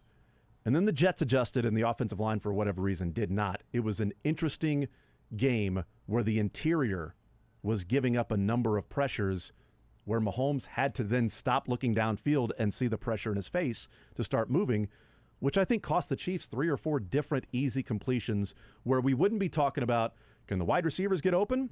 Yeah, because Sky Moore was open. Justin Watson was open. MVS was open. MVS could have had another touchdown. Like, those are things that take place when the offensive line breaks down, and that's where it's like they're just off a tick or two. The offensive line breaks down and nobody's open. Okay, that sucks. Right. But damn, you had a couple of plays that were there that could have been difference makers in the game, and it wouldn't have been as close. And I guess now the question is just, okay, so what can you do to get your timing right again? Yeah. If you're off by a tick, what were the Jets doing in their schematics that was making it hard for you guys to figure out how to deal with a stunt? How to communicate as a unit that spent some years together on the interior, and then again, the tackles like we talked about earlier. Those are new, but that wasn't where all of those problems were coming from. I never thought the Chiefs were going to lose that game. And I don't think that giving up 18 points to Zach Wilson, I thought Teicher's point was excellent and reflected something I wrote down pre-Teicher. I made notes on notes to make sure we get to really circle that drain. But I'm not any more worried about the defense than I was before that game. I wasn't any more worried during the course of that game than I should have been for anything other than them not covering. But I do have a significantly worse feeling about the Chiefs from that game, because how many times over the last 3 or 4 years have we talked about, oh man, the Chiefs, they're just self-inflicted wounds. Just self-inflicted wounds. Sometimes it's in a game that's not that important, like the Colts game. Sometimes it's in the AFC Championship game against the Bengals. The self-inflicted stuff is what derails the Chiefs. And the Jets certainly were holding up their end of the bargain by giving them some looks they apparently weren't expecting defensively. But the thing that makes me feel bad about this game on Sunday night is that I don't think they were ever going to lose that game to the Jets, but that is how they lose to the Bills. Mm-hmm. Yeah, absolutely. If the AFC Championship game is finally not in Kansas City, shocking here, everybody, the Chiefs are actually the 1 seed right now because everyone in the AFC has at least one loss, and the Chiefs was to an NFC team, so that's crazy but true. Took them all the way till week 4, but here we are. They're back. But if you're going to tell me, hey, how do the Dolphins or the Bills or the Ravens, how do they end the run of dominance? How do the Chiefs not run it back this year? I think it looks a lot like that, where you see off a tick in the biggest game of the year that suddenly has your season ending to maybe a team that's not quite as good as you are. Yeah. And that's frustrating. Yeah, and you're right. Do they lose to the Jets because of that? Almost. It was close. Do they lose to the Lions because of that? Yeah. Yep. Yeah, they did lose to the Lions because of that. Do they lose in a playoff game because of that? Yeah, they can. They can lose because those teams are good enough to beat you. And the Bills looked really good against the Dolphins. The Dolphins have looked really good in the first 3 weeks. Bills also lost to the Jets on the road, which the Chiefs were damn close to doing. I mean, Chiefs were a field goal away from going into overtime against the Jets. The Bills lost in overtime to the Jets. So, they had that same issue, and the Chiefs will play the Dolphins. They will play the Bills. They'll play the Eagles. They'll play the Bengals. The Bengals don't look nearly as tough anymore. T. Higgins has the broken rib. Zach Taylor's already announced that Joe Burrow will play through the injury. He will be playing. He'll be starting this week. They're just going to press on, and maybe eventually it'll heal and they'll be fine. But there's something going on there because you now have Jamar Chase saying, I'm always effing open. Yep.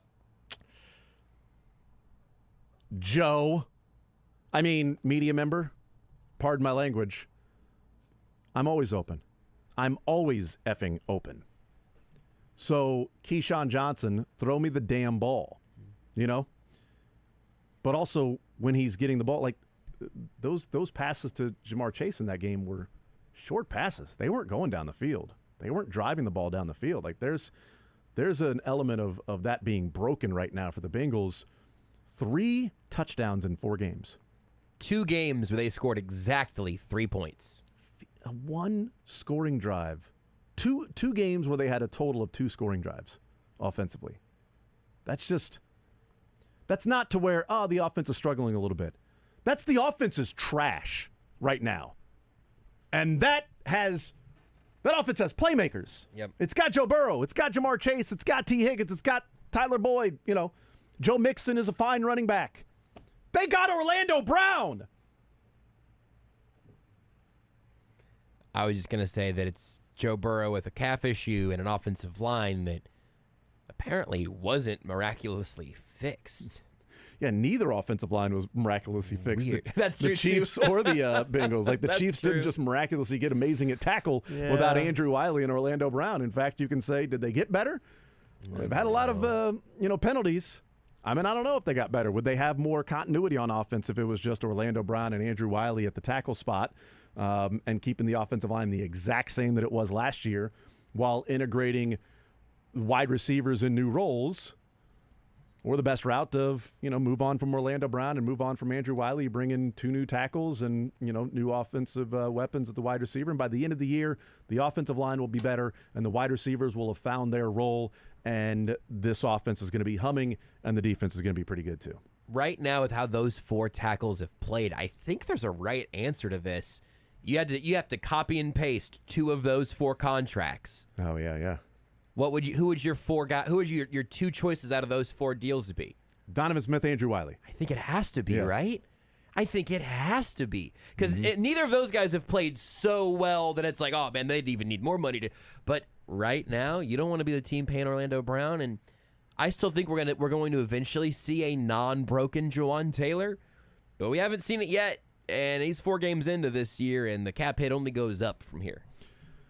I also found it interesting, and I was showing you this in the break between whatever segments, I'm not sure, but the face mask penalty for Jawaan Taylor in the end zone, Jawaan Taylor was in a 3-point stance. Kind of an ugly one. Not only did he have he wasn't off the line of scrimmage in the legal formation, and his right leg is kicked way back, and he's timing the snap count.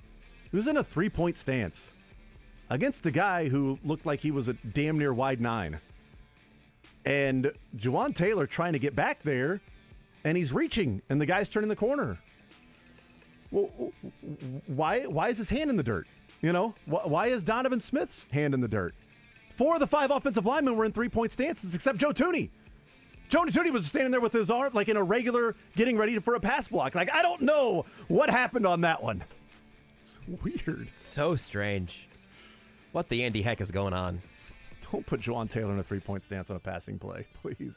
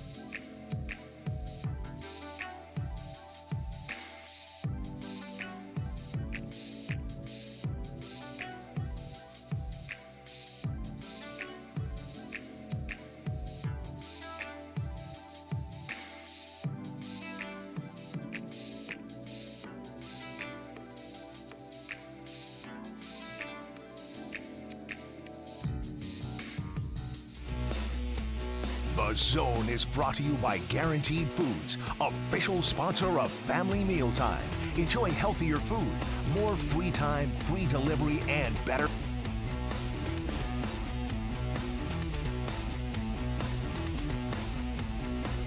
All right, we continue right here on Sports Radio 810 WHB.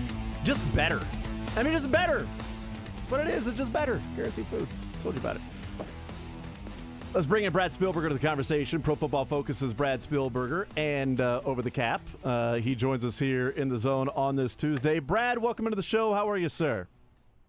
I'm doing great. How you guys doing? I am doing just fine. Would you have given any help to the tackles last night if you're the New York Giants, or just leave them out there and see what happens, that they'll eventually figure out this whole sack thing? Yeah, it's funny. I'm actually watching Houston Texans tape right now. Started both third stringers at both tackle spots and put on a master class, I think, Right. in how to, give them help, chipping tight ends, chipping fullbacks, doing everything they can to scheme up easy completions, easy throws. Like, as long as C.J. Stroud in the first quarter was throwing bombs, it's a lot of, HB slip screens and quick outs to the guys in space. And the Giants, I know they didn't have Saquon Barkley, which is a big loss, but you have about 8 receivers on the roster that could do what Houston's doing in this film. Wan'Dale Robinson showed some of it, a little bit of Jalen Hyatt as well. But I will say one big loss for me was, look, they tried the tush push, the infamous tush push play, and Daniel Bellinger gets hurt and leaves the game on that play. I think he's one of the better young blocking tight ends. I don't know if he would have made a difference last night, but I think he would have helped a little bit at least. Yeah, may have helped my over. So, but other than that, when you've got the Daniel Jones over half interception and the over in the game, it would have been nice for the second part to hit. But that's okay. Things happen. Not a big deal. At least I didn't have the Chiefs, minus 8.5 or 9.5 or anything. I just had Chiefs money line on a bunch of different parlays, so I was okay there. I didn't get screwed over by Patrick Mahomes breaking hearts everywhere, or maybe becoming fans of Patrick Mahomes by sliding, depending on what you had in that game. Brad Spielberger is our guest. We've seen an interesting 4 weeks so far. The Miami Dolphins were the talk of the NFL until this last week. Buffalo loses to the Jets on the road, and then manhandles a couple of teams, and then does what they did to the Dolphins. The Chiefs lose week 1 to the Lions by a point and come back and win the next 3 games, including the 3-point win against the Jets. Who's the best team in the AFC? Is it the Bills right now? Is it the Chiefs just sort of strolling along? Is it Miami that, maybe Sunday afternoon in Buffalo was more of an aberration of maybe a more desperate team in Buffalo and a team that put 70 points on the board coming back to earth? As you look at this AFC, who would be the team right now that you would say is the leading candidate? Yeah, I think all 3 of those teams are certainly in the conversation. I think a healthier Baltimore Ravens team is also going to join that nucleus of teams. But as of right now, I think you have to go to the Buffalo Bills. I mean, you mentioned a very poor outing in Week 1, and Josh Allen has been, on another level since that game, has graded above 80 in 3 straight contests, the only quarterback with 3 games of an 80-plus grade. But, also seeing him not taking as many risks. He's still Josh Allen. He's taking a couple big hits. He's tried to dive to the end zone from the 5-yard line still, since Week 1. But just an efficient offense, getting the ball out quickly and letting Gabe Davis, Stephon Diggs, etc., make plays in space. Yeah, it's one of the differences that between the two teams is they've got some guys that they are just going to let them go and make plays or can get open and trust that's there. And the Chiefs are still figuring out their wide receiver issue, after Travis Kelce, who's the go-to guy, who does Mahomes trust, and all of those things. Brad Spielberger is our guest, Pro Football Focus, but also Over the Cap. And I'm curious your reaction to the Patrick Mahomes restructure of the contract because, no new money and the length of the deal is still the same, but, they'll go and readdress it after a few years. But moving the money forward to where he now just essentially gets $1 million a week for 4 years, which is, it's good work if you can find it. What did you make of that restructure of it? It sort of felt like the Chiefs and Mahomes were like, all right, yeah, we're tired of people using you as an example of these players getting this, and let's just take care of that. And now you've got the most, cash in a 4-year span in the history of the NFL. Yeah, so, I think it was something that had to get done. I think the key you mentioned first was, yes, the length is still the same, but, they came out and said essentially this is through 2026, and then we're going to revisit this contract. Obviously, when you add no new cash and pull it all forward, Mahomes has even less of an incentive to play on those later years. And I also loved his comment. You mentioned him saying, which is 110% true, if I don't do something like this, then every single quarterback negotiation coming up behind me, teams are going to just say, hey, why would we pay you more than this guy, and point to my deal. And that is what teams certainly do across all positions across the NFL. So, yeah, I mean, it had to get done. I still would say it's friendly for the Chiefs. They bought themselves more time for an actual extension without really going crazy with the money by any stretch. Yeah, and I thought the small little detail in there to where the Chiefs, instead of the second day of the new league year, to where they've got to figure out roster or signing bonus for Patrick Mahomes, what they want to convert and how they want to adjust the cap number that year. Now that's moved to May, so they would have a free agency and the draft to then go to Mahomes and look at the roster and signing and whatever that they can just give him that particular money and move that around and save some cap space. It makes sense. Mahomes is okay with it because you're going to get your money anyway, and he's I don't think he's going to be like, well, I'm missing $20 million right now for 2 months, so I can't eat. I think he'll be fine there. But it also seems pretty smart that now the Chiefs can do a lot of pre-planning and getting that done and then go and figure out Mahomes instead of we got to figure out Mahomes and then we can go and spend the money elsewhere.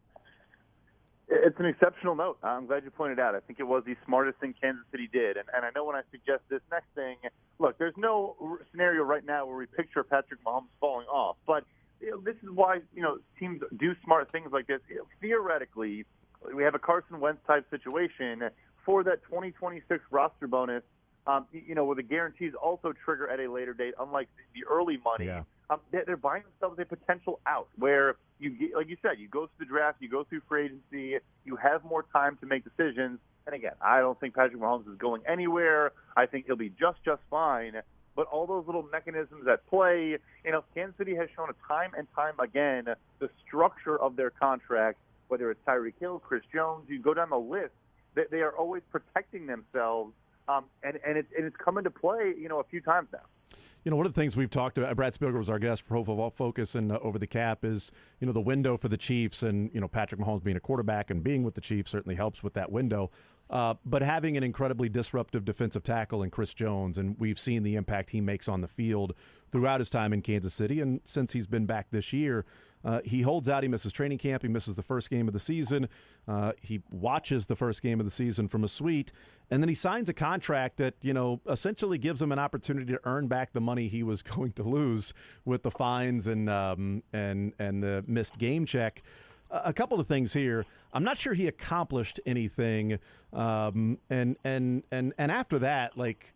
What's the tag value, and what would be the value for the Chiefs moving forward if they can't get something figured out long term? Is there something to where tag and trade is viable, or just simply saying he'll sign somewhere else, we can't get it worked out, we'll take the third rounder in the 25 draft? Yeah, no, it is. I agree with you. I don't really think he accomplished much of anything. The incentives that did get added, in addition to the sack incentives, I mean, first of all, 10 and 15 sacks. We're talking Chris Jones. It sounds like nothing. He has one season besides last year where he had double-digit sacks. Like, it's a hard thing to do for an interior defender. And then the other incentives are, first-team All-Pro and making the conference championship game. And the other one is MVP and tied to the Super Bowl, or not MVP, Defensive Player of the Year. He made first-team All-Pro for the first time last year. He was third Defensive Player of the Year voting. That's the best he's ever done there. So these incentives aren't even that easy to attain. The franchise tag would be around $32 million, and of course, obviously, does not get a no-tag clause. Around $32 million, which is a very, very big number. But I tend to think Kansas City is going to find a way to make it work, to place that tag, buy themselves more time. Maybe a tag and trade does come into play. I don't think you go the comp pick route, because I think you're getting a whole lot more than a third-round pick, even for a 30-year-old Chris Jones. I think you're still in the conversation of multiple day two picks for his service. visiting with Brad Spielberger, Pro Football Focus. As we were talking about the trade, something else popped into my head there is, we discussed it in the first hour today about the Chiefs and wide receivers and Chase Claypool, and if that's something, a route the Chiefs want to go down. I've said no thank you for a couple of reasons, but I also don't know that he brings anything to the table that the Chiefs don't have right now. I mean, they sort of have that skill set. They just, need to figure out a consistency, a relationship, a trust between Mahomes and the receivers. I don't think Chase Claypool comes in and all of a sudden, he's best friends with Mahomes and it's Juju Smith-Schuster-esque. But what would he go for? What would the trade cost somebody? Is it a 7th rounder? Is it 6th rounder? Is it, a salary cap issue for Chase Claypool? Or do teams just simply sit back and go, yeah, we'd love to trade with you, but we think you're going to cut him anyway, so we're not really going to give up anything and take on whatever salary we got to take on? Yeah, it's funny. I think it's easy for us to look at the Ryan Poles connection and say, oh, well, the connection to Kansas City, that's a negative, not a positive. Right. The scouting report from Ryan Poles to his old friend in Kansas City, I'm sure is not one that is overly rosy with how things have gone in Chicago. So I don't think the trade is even going to happen at this point. I think he might get cut in the next 6 hours before he gets paid for Week 5, which happens on Tuesdays. If a trade does happen, I think you're talking, a 2026 7th-round pick, which is literally the cheapest, value you can give. I think that's where we're at. And you mentioned the contract. That is part of it. He's owed about $2.3 million the rest of the year. Is that a ton of money? No. But if he goes through waivers, a team could then sign him for, mid-6 figures for the rest of the season. And I think that they believe that possibility is open to them. Yeah, that's it's pretty interesting. I do like the Ryan Poles connection because, hey, Ryan, what do you think about trading us Chase Claypool? You don't want him. All right, thanks. Yeah. What are you doing for dinner next week? How's the family, Ryan? We need to catch up. So we don't talk as much anymore. Why don't we? Why don't we text like we used to, Ryan? Visiting with Brad Spielberger, Pro Football Focus. You recently wrote at PFF about the Bears, and it's something that I had talked about a couple of weeks ago, and even a little bit last week of just as the Chiefs were getting ready to face off against the Bears, like there's so much talk about tear it down, start over again. And I feel like that would be a little premature on this because it feels like Ryan Poles has got there and said, okay, we've spent, 4 first-rounders and second-rounders and all these different picks on Trubisky and Justin Fields. So let me go ahead and, get some draft picks, trade out of this number 1 pick because maybe there's a franchise guy, maybe there's not. Maybe I want Caleb Williams, and if I got a couple of top picks next year, I can do that. I might even trade Justin Fields. But gathering picks, $100 million in salary cap, I don't really think the Bears are as in dire straits as maybe some people think. Maybe they'd need a new head coach and more of an offensive guy. But as far as an organizational thing, I don't think it's all that terrible with the resources they have and who is available at the top of the draft next year. Yeah, I agree with you. Look, I think it's one of the youngest. It's one of the youngest rosters in the NFL. Foles comes in, does not have a first-round pick in his first draft class, adds a couple decent players in his first year, and then Darnell Wright, the controversial, not taking Jalen Carter, taking Darnell Wright at right tackle. He's looked very good, in my opinion. Through a month of the season, he's getting better with each game as it passes along. He's a good fit in this outside zone scheme, even though I think that was a question mark coming in. And he is an immovable tree trunk on a lot of power rushes. He's getting beat around the edge and finesse, and the more nuanced rushers are still giving him problems. But I think you're going to see him play better and better as time goes on. So I'm with you. I think you let Ryan Poles hire his head coach. It should be an offensive guy. I do think the Justin Fields era is probably over, but you add in a quarterback in the top 5, you get a new quality offensive play caller in the building, and I think they can turn things around fairly quickly because you're also drafting, maybe a top 10 edge rusher, maybe another top 10 tackle, maybe a top 10 wide receiver.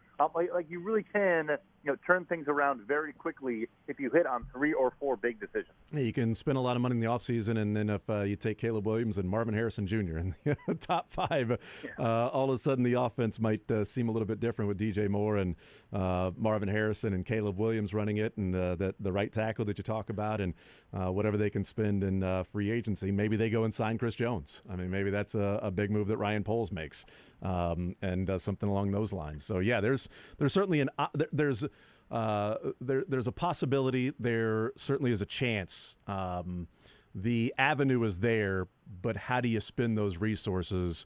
We'll find out. That ultimately comes down to Ryan Poles. Last one for you. What we're seeing from the Cincinnati team, Joe Burrow obviously is injured. T. Higgins now has the rib injury, but it just looks so broken right now from this Bengals, and maybe they can turn it around and start rolling, and maybe they make the playoffs, and they have not been a team that is averse from going and winning on the road. So that isn't a prerequisite for them to go to the Super Bowl. But the salary cap situation for them is going to start to kick in of T. Higgins and Jamar Chase and Joe Burrow. Are you seeing this offense that it can be figured out and saved and fixed this year? Or is there something more going on and the salary cap issues will start to continue to affect it, and that window maybe is closing sooner than certainly I would have guessed for Cincinnati? Yeah, look, I mean, the offense is going to play better than it has through the first 4 games, but that's about the lowest bar to clear, of all time. So I think there are, right? I think there are fundamental issues here that are going to last throughout the season. Of course, Joe Burrow's calf injury is a massive, massive part of it. We don't think of him as a scrambler or a running quarterback, but actually one of the most efficient quarterbacks in the entire NFL the last couple of years on throws when scrambling. Great outside the pocket, great outside of structure, dancing around, waiting for the aforementioned T. Higgins and Jamar Chase to get open downfield. But when he can't do that, and if you watch the last 2 games, basically any sign of pressure, he just throws the ball in the dirt because he knows he's still injured. And then also this offense is just, it's not creative. It's static. They have no tight end. So you're in shotgun 11 personnel every single snap. No one actually thinks you're going to throw the ball to the tight end. And then, now you mentioned T. Higgins' injury. He is a downfield threat, and that element is not really there right now. It's basically just, can Jamar Chase, catch 12 balls and make 100 guys miss in open space? Otherwise, we have no offense. And that's asking a lot of a very good player. Yeah. Brad Spielberger, Pro Football Focus, over the cap. Brad, thank you for joining us today, man. I really appreciate it, and we'll catch up soon.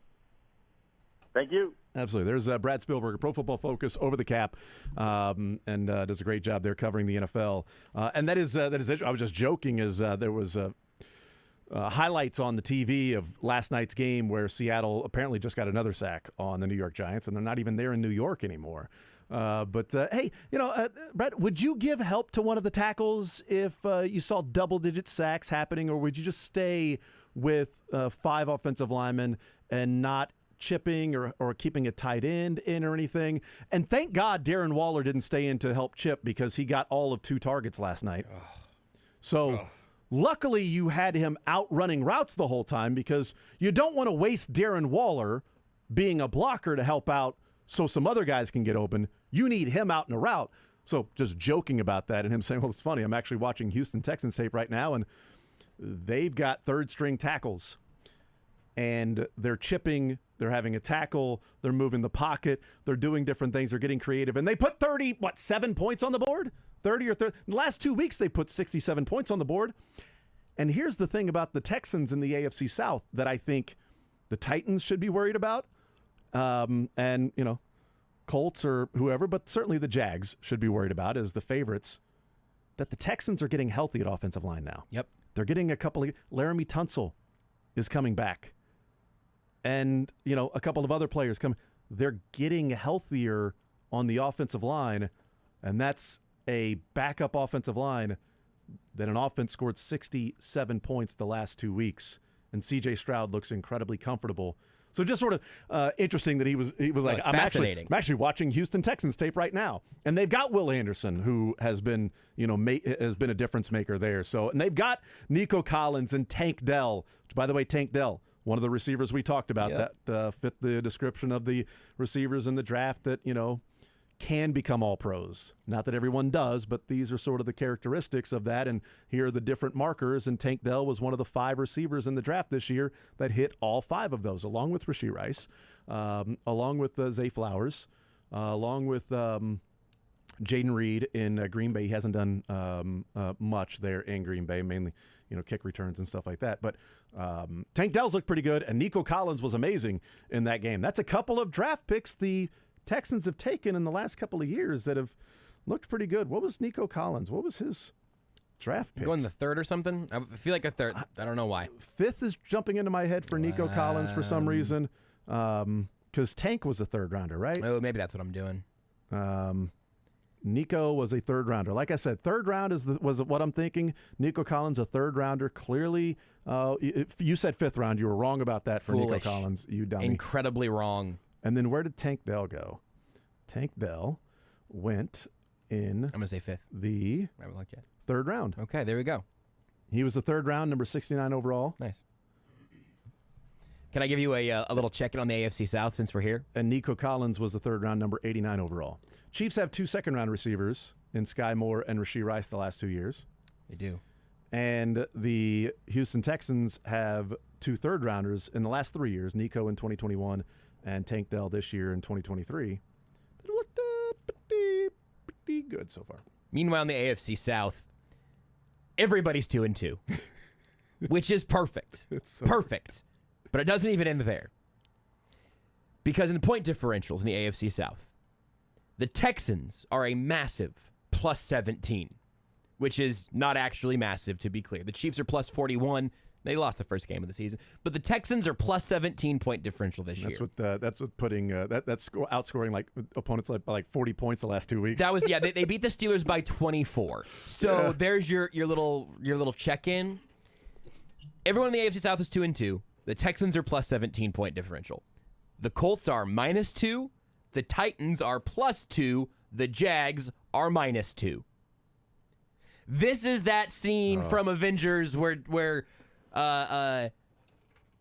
everything. What's the line? Perfectly balanced. With Thanos is perfectly balanced as all things should be. The AFC South belongs to Thanos. That is Thanos' division of NFL football, and I have no idea what's going to happen next. I do think you're right though to note like, hey, this Texans team is the one here who really had the least in terms of pressure and expectations on them because they ripped the floor up. I mean, they were digging out everything. And they look just as good as all their peers there as they're going to get healthier at a position they have invested heavily in. Yeah. It's not like they've got third stringers out there because their first and second stringers stunk and they never invested in those positions. That was a point of emphasis for them. And now they're there with a Colts team that's looking pretty feisty with the first-year quarterback and first-year head coach combo just like themselves. The Titans are going to be infuriating the whole way down. And then where do the Jags actually stand now? It's that division is genuinely fascinating, and I believe right now they have 3 good quarterbacks and 4 good head coaches. And the Titans have drafted more quarterbacks than the rest of the division in recent years. And the issue for Jacksonville is that they've already lost to Houston at home. Yeah. They lost in Jacksonville by 20, 37-17 in that game. And then they head to Houston later on in the year. Late November. I think it's the weekend of Thanksgiving. Doesn't matter. They obviously are going to play them twice. But, I mean, we talk about teams that are surprises, right? What's the surprise team? What's the team that maybe comes out of nowhere? Who are the teams that are making the playoffs that didn't a year ago? Who are the teams that are missing the playoffs that made the playoffs a year ago? I mean, could it be Cincinnati and Jacksonville? Like teams that were in 2 of the final 4 teams in the AFC last year could miss the playoffs this year? Cincinnati and Jacksonville? I'm trying to fire up DraftKings real quick to see where the lines are now in terms of playoff spots. Because at this point, the Bengals have to be outside looking in, even with things like betting lines that are predictive and that are about making the public have to take both sides of things. If I find something here that shows the Bengals are even odds to make the playoffs, that feels like a missed opportunity to let that slip by. I have to imagine that they are not in that position. Bills, Dolphins, Bengals, Ravens, Jags, Chiefs, Chargers made the playoffs last year. I think the Bills and Dolphins are making it. I think the Chiefs are making it. I think the Ravens are going to make it. There's 4. The question would be the Bengals, the Jags, and the Chargers. And if they don't make it this year, you would have to find 3 teams that then do make it. So is that Houston, Cleveland, even without Nick Chubb? That defense is pretty salty. And then the Chargers, is it the Bengals and the Jags replaced with the Browns and the Texans? but the other teams make it. The Bills, Dolphins, Ravens, Chiefs, Chargers. Yeah. And the two switches, Bengals, Jags, division winners that the Chiefs played in the divisional and AFC championship rounds for then the Browns and the Houston Texans. And Houston that had the number 2 and 3 pick in the draft based on trades. So, or 2 and 4, whatever it was. I was about to tell you that DraftKings didn't have Bengals playoff odds on the board because it's in alphabetical order and they weren't there. But I scrolled all the way to the bottom for whatever reason. And they are at the bottom below Washington in alphabetical order. I'm just giving you this information as a weird little thing. Yeah. I don't know if it's because DraftKings maybe pulled them off the board with some Joe Burrow questions and then put them back. But right now, just straight up to make the playoffs, the Bengals are plus 200, minus 250 to not make the playoffs if you want to bet on that on DraftKings. Wow. They're saying 2-1 that they make the playoffs for a team that, I mean, might not have been 2-1 to, I don't know, make the AFC Championship game this preseason. That might be a bit too far. But there wasn't going to be a question about that. No. About whether or not they make the playoffs. No. Because they were bringing guys back, and I know that they lost Bates or Bell. Bates is a Falcon, I think now. Yeah, but Dax Hill has played really, really well. I mean, that was the first-round draft pick safety out of Michigan, a guy that I wouldn't have minded the Chiefs taking. They ended up taking Karlaftis because Dax Hill was taken before they got a chance to take Karlaftis. Or wait a minute, was Dax Hill after Karlaftis? I think it went Karlaftis and Dax Hill. Because they took Karlaftis in a year where the Bengals beat them in the AFC Championship game. Dax Hill was 31. Karlaftis then would have been 32. Yeah. No, Karlaftis was 30. Ah, bleep, you're right. Yeah, Karlaftis was 30. Dax Hill was 31. Dax Hill was 31 is where my sentence should have ended. Yeah. No, I was interested in Dax Hill at the safety spot. They ended up taking Brian Cook in the second round. But the Bengals did the thing to where, well, we know we've got some contracts coming up, so we're working ahead. We're going to take this playmaking safety because we know we've got one more year left of Jesse Bates. And then we got to let him walk. And then Dax Hill, we need him to step up and play. And he's been pretty damn good. And you're actually right. They lost Von Bell in the offseason to the Panthers as well. Was it Von Bell? So both Jesse both Bates safeties. and Von Bell. I thought they only lost one of them, man. So they lost both of them, and Dax Hill is there. They bring in Orlando Brown, the savior. They're able to, give Joe Burrow the contract. But Brad's right. I mean, they don't have a tight end. And people were like, oh, this God, what is his name? Irv Smith from the Irv Vikings Smith. from Alabama. Yep. It's like, no, he's a guy, fantasy football man. He's going to be a breakout candidate. Did you see Irv Smith in training camp? Look how big he is, man. He's fluid. Look what he's doing. He's doing nothing. He's not offering a threat at all. So they don't have that. They don't have a secondary running back besides Joe Mixon that is worth a damn that Samaje Perine was giving him. Like, they're worse than they were a year ago. And they haven't got into the salary cap issues that they're going to start getting into eventually. That's where it's like, it would sound hyperbolic to be like, well, the Bengals window is closing. No, Joe Burrow's right. As long as Joe Burrow's there, the window to win a championship is going to be there. He's good. He is not this. Okay, this is Joe Burrow with a calf injury, which is incredibly perfectly timed given the entire offseason Bengals fans said that Patrick Mahomes was faking an ankle injury. And now the excuses are, well, Joe Burrow's working with a calf injury, so there's not much he can do. I thought that was great. Mahomes, MVP of faking injuries. Well, maybe Joe Burrow's faking an injury because the offense looks fake out there for the Bengals. But this is an injured Joe Burrow. Yes. This is a guy that can't throw the ball down the field. If he's healthy and he's manipulating the pocket more and he's driving the football down the field and doing some of those things, yeah, I think the offense is different. So I'm not going to overreact and go, okay, they're over. Their window is now closed. But last year, I believe the Chiefs stole what could have been or maybe should have been the Bengals Super Bowl. Yep. Or even the Eagles Super Bowl if the Eagles beat the Bengals. Because that was the year the Bengals brought everybody back. They didn't have salary cap issues. And they were facing a Chiefs team that traded Tyreek Hill. And they got past a Bills team that was like, no, we're gonna bounce back from losing in the divisional round. we're going to be the team that wins the Super Bowl this year. And that was the importance of last year, is that the Chiefs stole one. In a year that they were supposed to rebuild, they got a Super Bowl, while other teams, the Bills, were dealing with pre-salary cap implications where Von Miller and Josh Allen's salary cap hits start ballooning, which is happening this year. And then they got to figure out what to do with Gabe Davis at the end of this year, and Diggs at some point, and et cetera, and other players. And the Bengals were going to build off of that AFC Championship game loss, but they are mainstays. Went to a Super Bowl, played in an AFC Championship game. They got totally screwed by the refs. Totally screwed by the refs, because clearly the NFL wanted Taylor Swift fans to watch the Super Bowl last year. Exactly. Wait a minute. I'm gone cross-eyed. I'll figure that out later.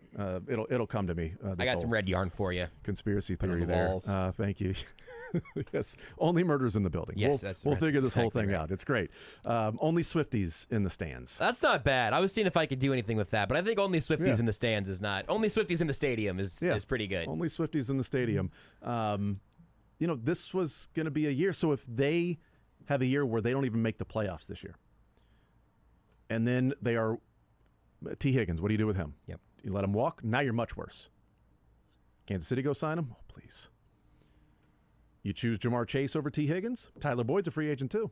So do you lose in a matter of 2 years your tight end and 2 of your 3 weapons? That you had a good tight end and 3 wide receivers and a damn good backup running back and third down back? And if you were to lose, I'm not saying they lose all of them, but if you were to lose the tight end last year that I always forget his name because I get it. Tyler Higbee, whose name is not actually Tyler Higbee. Yep. And Hunter Hayden Henry Hurst, right? and Hayden Hurst. Uzama 2 years ago.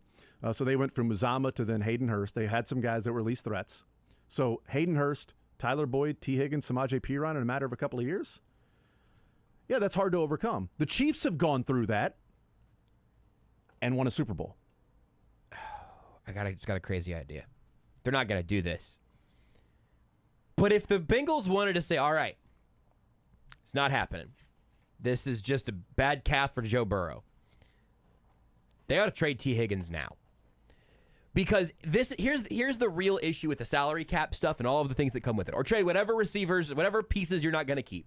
What the Chiefs were able to do with Tyreek Hill was restock in draft picks in a way that alleviated a lot of that cap heft that gets teams in trouble. It's one of the reasons that you want to take players at high-value positions in high-value picks, because if George Karlaftis hits his head on a ceiling of being the 50th best edge rusher in football, the Chiefs will have a great value the entirety of his rookie contract. If you draft the 50th best guard in the first round, you are not happy with how that's gone, because that was a first-round draft pick. You spent pick 30 on a top 50 guard. Fantastic. It needs to be Creed Humphrey to be worth that second-round pick. Where you're like, all right, that's second-round pick for maybe the second-best center in football. Cool, we'll take that.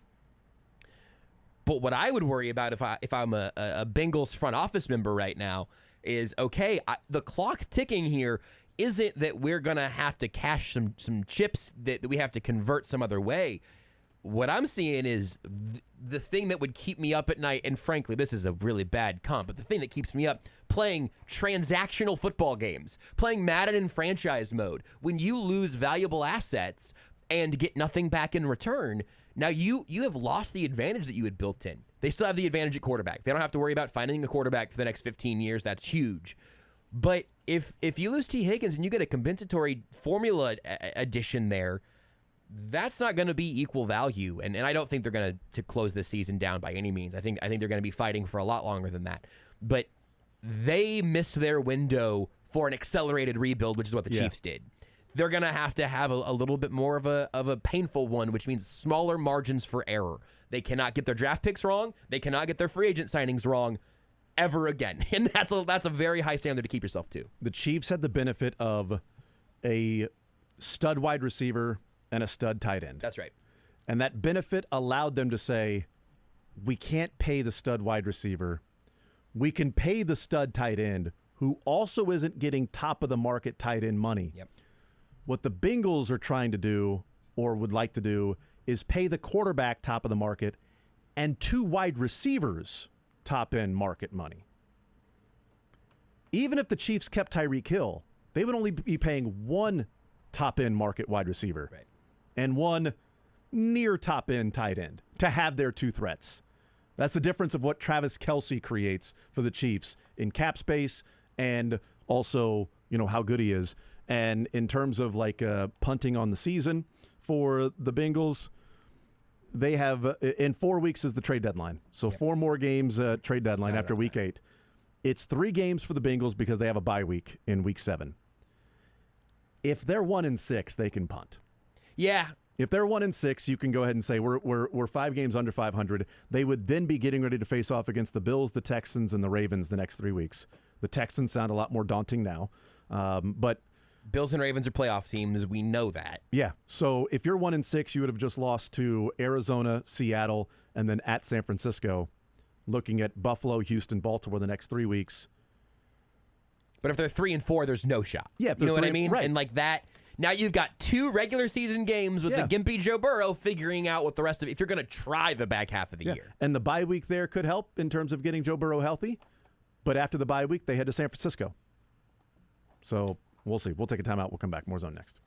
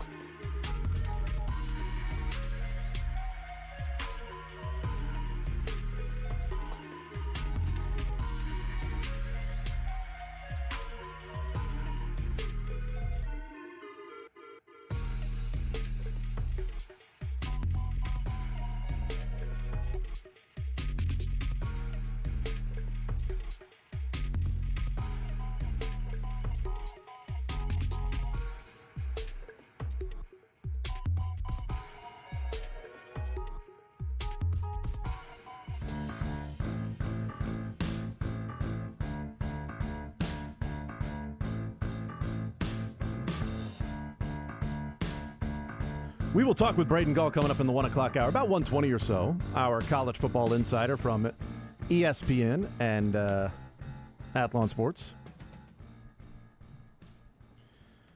913-912-4810. Texas was Buffalo's defense a lead against the Jets with Wilson. The Bills had turnovers. That's why the Jets won. Yeah, so did Mahomes. That's why the Jets were even in it. But the Chiefs won the game. This was Brad Spielberger. I'd asked him who the best team in the AFC is. The Dolphins were, the talk of the league for 3 weeks and putting 70 points on the board. Then you find out the next week that the, Bears can go and put, 30 some odd points on the board against that Denver defense. That's one of the historically worst defenses in NFL history through the first 4 weeks of the season. They were the talk of the town. They were the talk of the league. And the Bills lose to the Jets, but then have been dominant in games since and just punk the Miami Dolphins. And so, the Chiefs have just sort of chugged along since they lost to the Lions and then just dominated the Bears. So, who's the best team in the AFC then? And Brad Spielberger picked the Bills, which is, a reaction from the text line. Makes sense. Text says Bills are just the flavor of the week. Then says Chifty.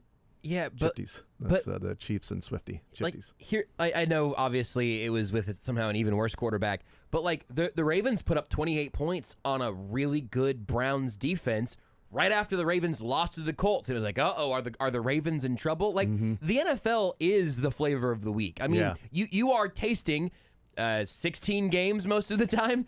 From Thursday to Monday, you get a lot of flavors, and you got to figure out, okay, what changed this week? Because it's just not very fun to go, all right, I feel exactly the same right now in week 4 as I did before the season kicked off. So no, I don't think the Dolphins are less for real today than they were Tuesday last week.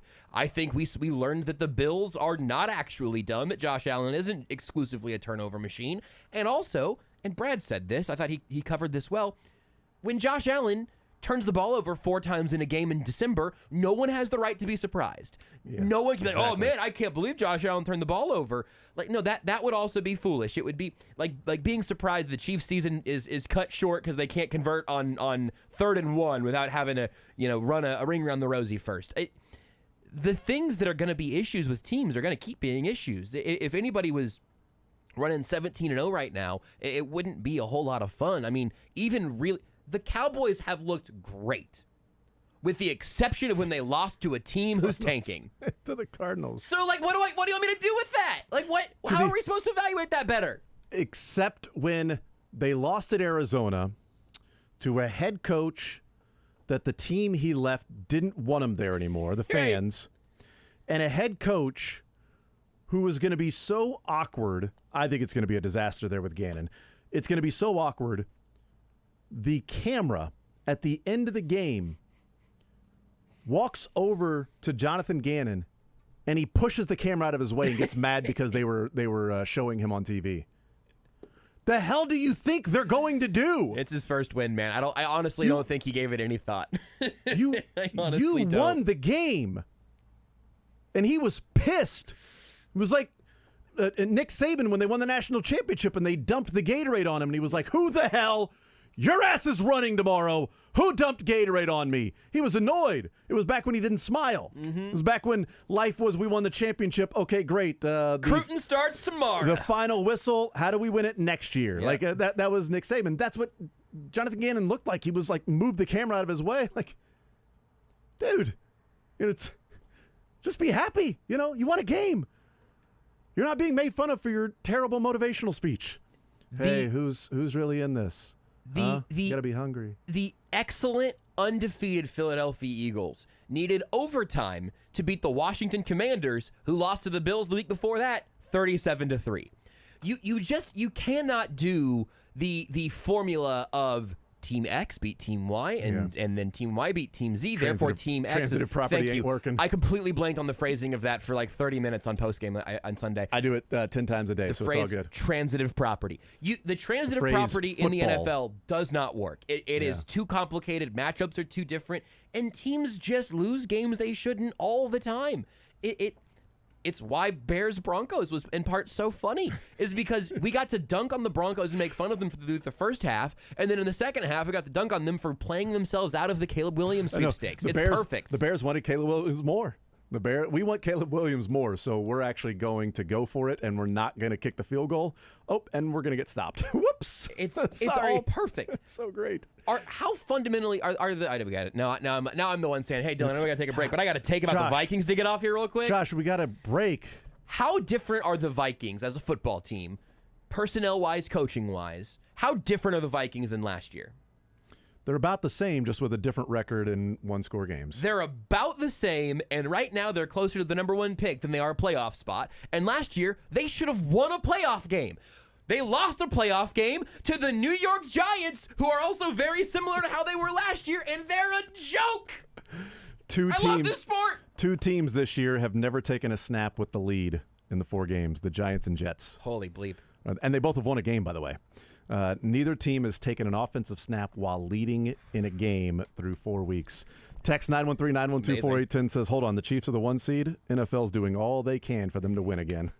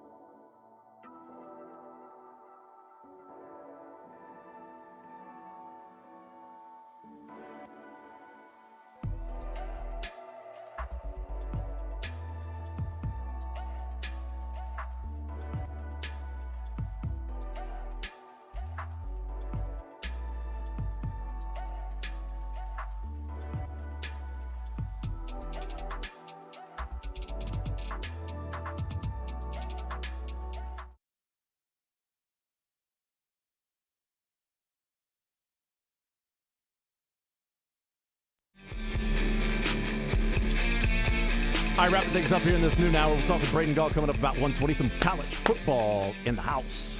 Did you see Jimmy Butler this weekend, Jason? I did not. Was I supposed to see Jimmy Butler? He showed up to media day with a real emo look, eyebrow That is piercings, amazing. straightened hair, lip piercings. Twitter was on a very specific headspace. I wanted him to play the whole season like that. Somebody called him Ball Out Boy. I went panic at the free throw. Oh, yeah. Jimmy Heat World. Oh, it's beautiful. From Daniel Cunningham on Twitter. The All-American Heat Checks. From Brian Rowe. Backboard Confessional. Blink and 182. It's incredible. He says, been feeling pretty emo lately. I don't know what would have happened if they would have landed Lillard, but sounds like it's sad boy time in Miami. That is unbelievable.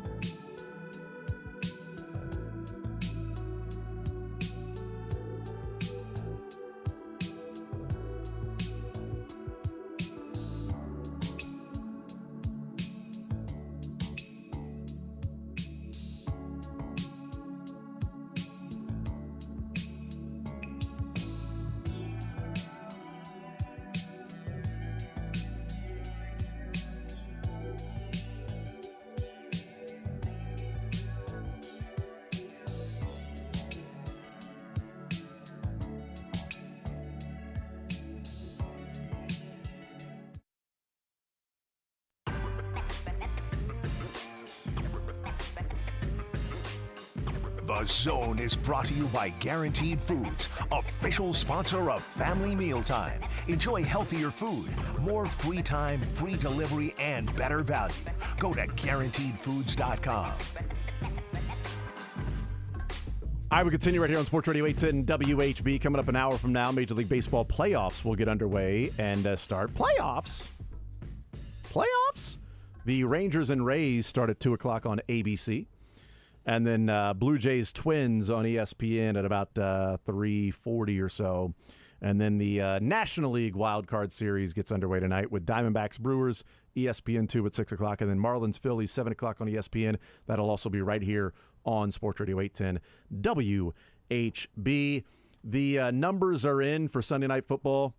The most watched TV show since the Super Bowl was Sunday Night Football, Chiefs and Jets. From weeks 1 through 3 of Sunday Night Football to week 4, did you see these numbers? I don't know. I saw week 4. I saw that was the biggest since Super Bowl, but I didn't see 1 through 3. So there's individual things of the Swiftie effect. Okay. Weeks 1 through 3 of Sunday Night Football to then week 4. Okay. So that jump from those first 3 weeks jumbled together, and then what happened in week 4. Females 12 to 17 years old jumped 53%. Now that could be 1 to 2, but it's a pretty big percentage. Jumped 53%. Yeah. Females 18 to 24 jumped 29%. Still sizable. Females 35 and over jumped 34%. Kind of surprised. That bell curve or whatever. That is a minimum 30% increase in every female demographic. That's crazy. Across the board.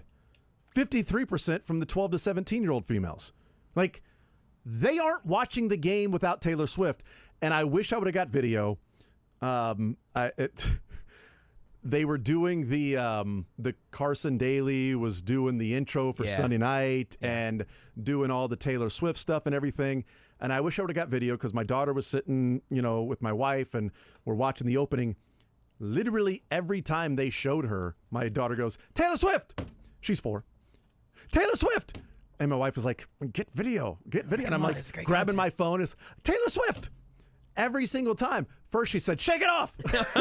She did. She shake it off. Taylor Swift. Yeah, they're interchangeable. It's not a big deal. It's a hero. There she is. Blank space right there. How about that? Hey, Vigilante. Hey, kid, watch whoa. it. Hey, careful. Go to bed. It's almost your bedtime. That really is incredible. And so I know females age 4.5. That was up 100% in our household.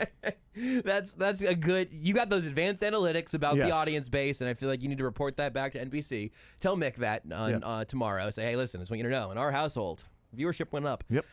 Taylor Swift. As we've now crossed the threshold where big serious sports guys are like, I'm sick of this Taylor Swift stuff. I don't need to see it. If she's on my TV screen, she better be bringing snacks or whatever. Just like you're gonna get.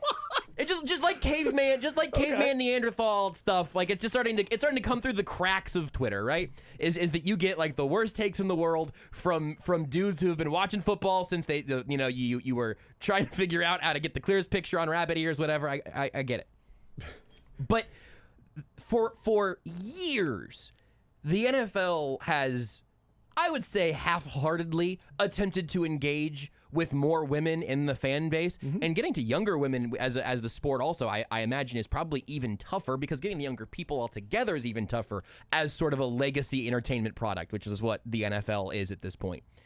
But those types of numbers, hey guys, pink uniforms weren't enough, I don't think. It was, we really do want women to watch our sport. Look, we've got special jersey cuts just for your feminine figure. It's like, hold on, like, this is the way that we're going to do it. What has fallen into the NFL's lap here now, or has been orchestrated by genius marketers, like we'll find out soon enough, I guess. Yeah, it's just smart. What has fallen into the NFL's lap here is an absolute crossover superstar who has the audacity to accidentally start to pull over some new first-time viewers, people who were not engaged with the NFL previously, and they go, well, I follow Taylor Swift like all the time, and this is like, a big, my fandom of Taylor Swift rivals your fandom of a sports team.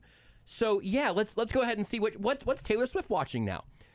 anyone whose knee-jerk reaction is, oh, but we're just getting too many Swifties in football, blah, blah, you are fundamentally rejecting growth and diversification of what it means to be under the NFL's umbrella. I know the NFL loves it, and I know that teams love it because your audience is growing in a way that otherwise could have taken you 10 more years of figuring out how to get your messaging across to people who aren't usually going to be tuning into games. And so it is just, I think it was now friend of the show and Taylor Swift superfan, Mike Golick Jr., who tweeted something about, like, since we're in the think piece era now of the Taylor Swift NFL crossover, when people are getting annoyed that she's the NFL's cover photo on Twitter or that their Instagram bio says that the Chiefs are 2-0 since becoming Swifties, it is a very putting yourself at the center of the universe type of complaint of, what I just want to know about Josh Jacobs' fantasy value. It's like, that's fine. And that's a great way for you to engage with the sport also. But unless you just want to complain about, like, ticket prices going up or maybe that jacket selling out before you can get your hands on one, there are just a new type of fanatic joining your crew of fanaticism. It's an incredibly cool thing, especially in Kansas City, especially if you're a Chiefs fan. And I think one of the things that what Sunday night brought in that game is sports are a big part of our lives. Mm-hmm. Obviously, it's what we're doing. Sort of the fabric of sort of how we grew up, and a big part of our Sundays, big part of our nights. Yes, it is a competition. It is a competition with your hometown on the jersey or whatever. But it's also, like, for the Chiefs, you're tailgating all day. It's an event. Like, a concert is an event. Taylor Swift, Beyonce, their concerts, it's an event that you're going out there to watch and to be entertained. And what Sunday night brought was the event element to a contest. Yes. It's a football game, but it was an event. It was the Super Bowl's an event. Yes. The Super Bowl halftime show, pregame, commercials, it's an event. It's the most watched thing in the world every year, the Super Bowl. And it's all demographics and parties and everything because of the event. And it's Sunday Night Football for the Chiefs and Jets in a game that there was a double-digit favorite for the Chiefs, in a game that was not expected to be close, and in a game that started off 17-0.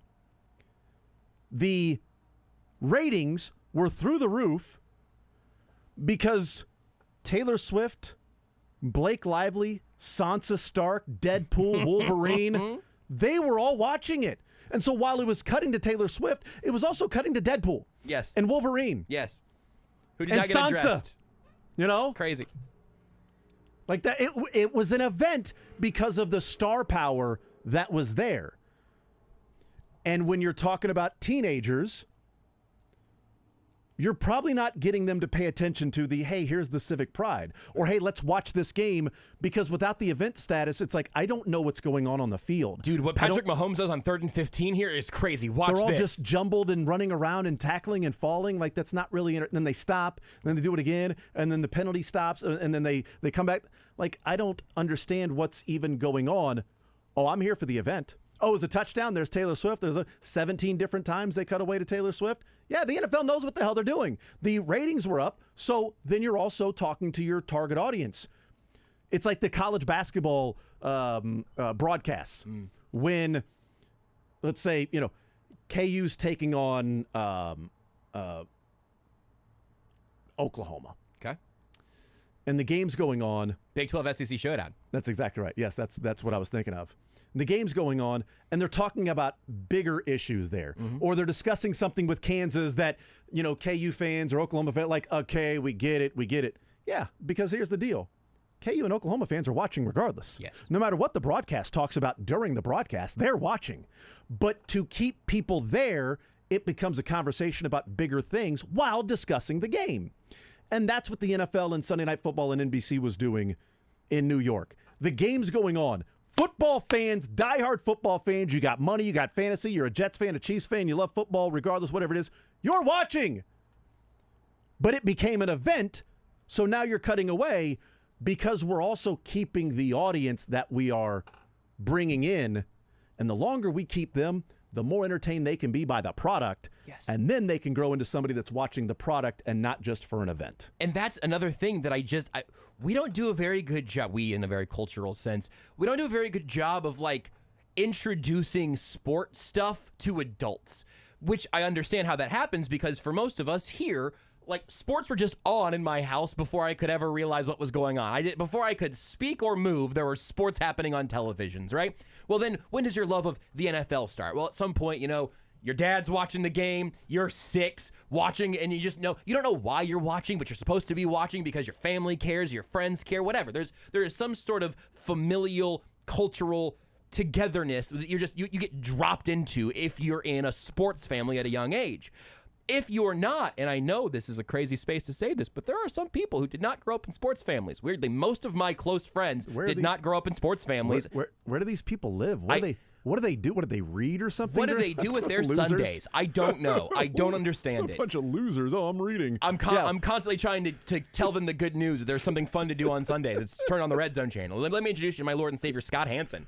But when you have people who are having their eyebrows raised for the first time, their interest is piqued in something they've never cared about before, that's an incredible opportunity to, like you said, convert them over from, hey, this has happened to Renee just over a long period of time. It's like, hey, I gotta be watching football. And sometimes I'll get excited and explain something she didn't understand. Or she'll ask a question, like last night, it was like, so why does New York have 2 teams? And like, are they both in New York? It's like, guess what, Renee? Neither of them are in New York.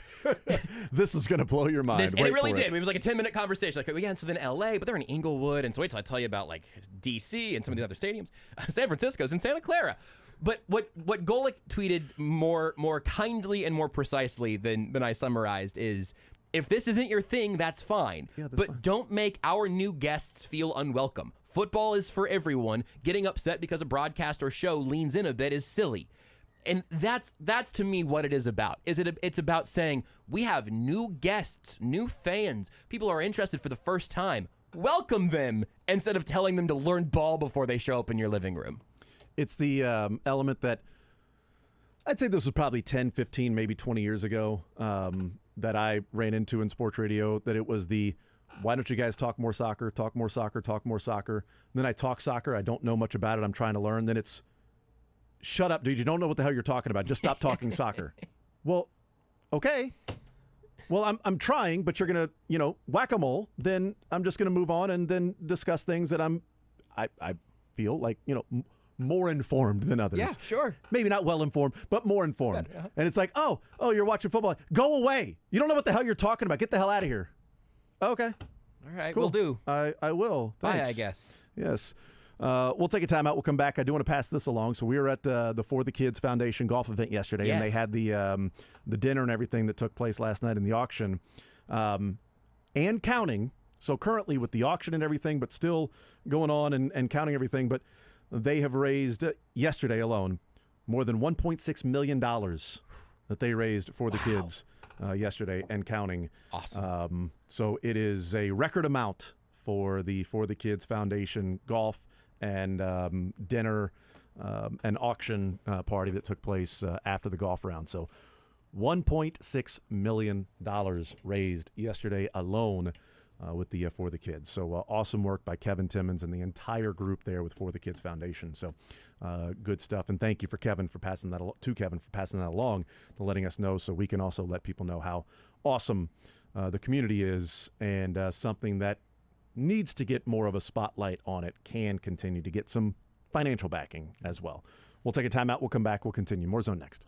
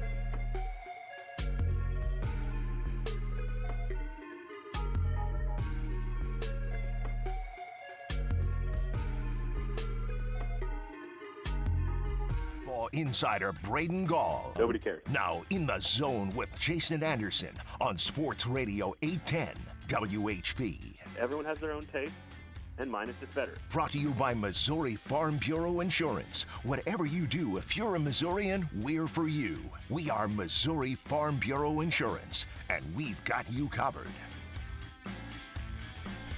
All right, we continue right here on Sports Radio 810 WHB. Jason Anderson, Josh Brisco, and Dylan Michaels talking with Braden Gall from ESPN Radio and Athlon Sports and many, many different podcasts where you can find Braden Gall. Braden, welcome into the show. How are you, sir? Doing well. How are you guys? We are doing just fine. How much are your podcast numbers up since the Swiftie effect the last couple of weeks? Have they been ballooning and going through the roof?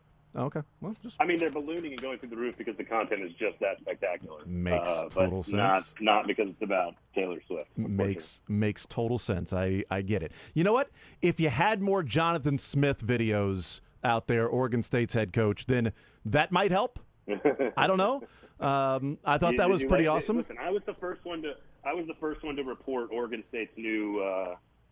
I think that was in real time. I think that was like 11. It was amazing. I watched 11:20. I watched it live too, and I watched it live, and it took me a little bit to figure out what he was saying. If you didn't see it, he was sort of squeezing his pecs. His pecs. If you didn't see, hey, hang on. If you didn't see it, at Braden Gall on Twitter. There you go. If you didn't see it, at Braden Gall on Twitter. If you want to see the visual of it and not just the theater of the mind, but sort of squeezing. He wanted to milk the clock. That's exactly right. It took me. I'm like, milk the clock. What are they calling? Is that really a? I mean, what could that possibly be? Then like the milking the clock. I'm like, oh, that's perfect. Because when the Chiefs in the Super Bowl handed off to Jerick McKinnon, who picked up the first down and then slid at the 1 yard line, their call in the huddle was church mode. Don't score. Church mode. You don't score in church. They call it church mode to not score. It was great. And then you got milking the clock to score. And hey, if you want to see Jason make that gesture, just check out twitter.com/JB Brisco very shortly. Oh, no. Let's go. Oh, we're back on video again? We're back just in time for you to milk it. What? All right. Well, that's fine. I've got nipples. Greg, can you milk me? You a pothead fucker? I'm not sure. That's close. That's so close. Braden Gall is our guest, ESPN Radio and Athlon Sports. We need more signs and gestures and play calls and things like that in the world that are just fun. Church mode and milk the clock. You know, it's sort of the same thing. I like it. I like it. All right, so let's start with a team that did take care of business. They've got a big one coming up this weekend. We talked about Mizzou and Vandy and what needed to happen for Missouri. Just simply go, win the game, do what you got to do. They did that. Brady Cook has continued to look awesome, and Theo Weiss is getting more involved in the offense, and Luther Burden is brilliant and playing like a five-star player. What's Missouri in your mind right now, and what's in front of them with this LSU matchup coming up 11 o'clock in the morning on Saturday? I mean, a lot of questions there. I think, number one, I want to be the first one on record to say that I think Luther Burden is Stephon Diggs. That is the NFL comp.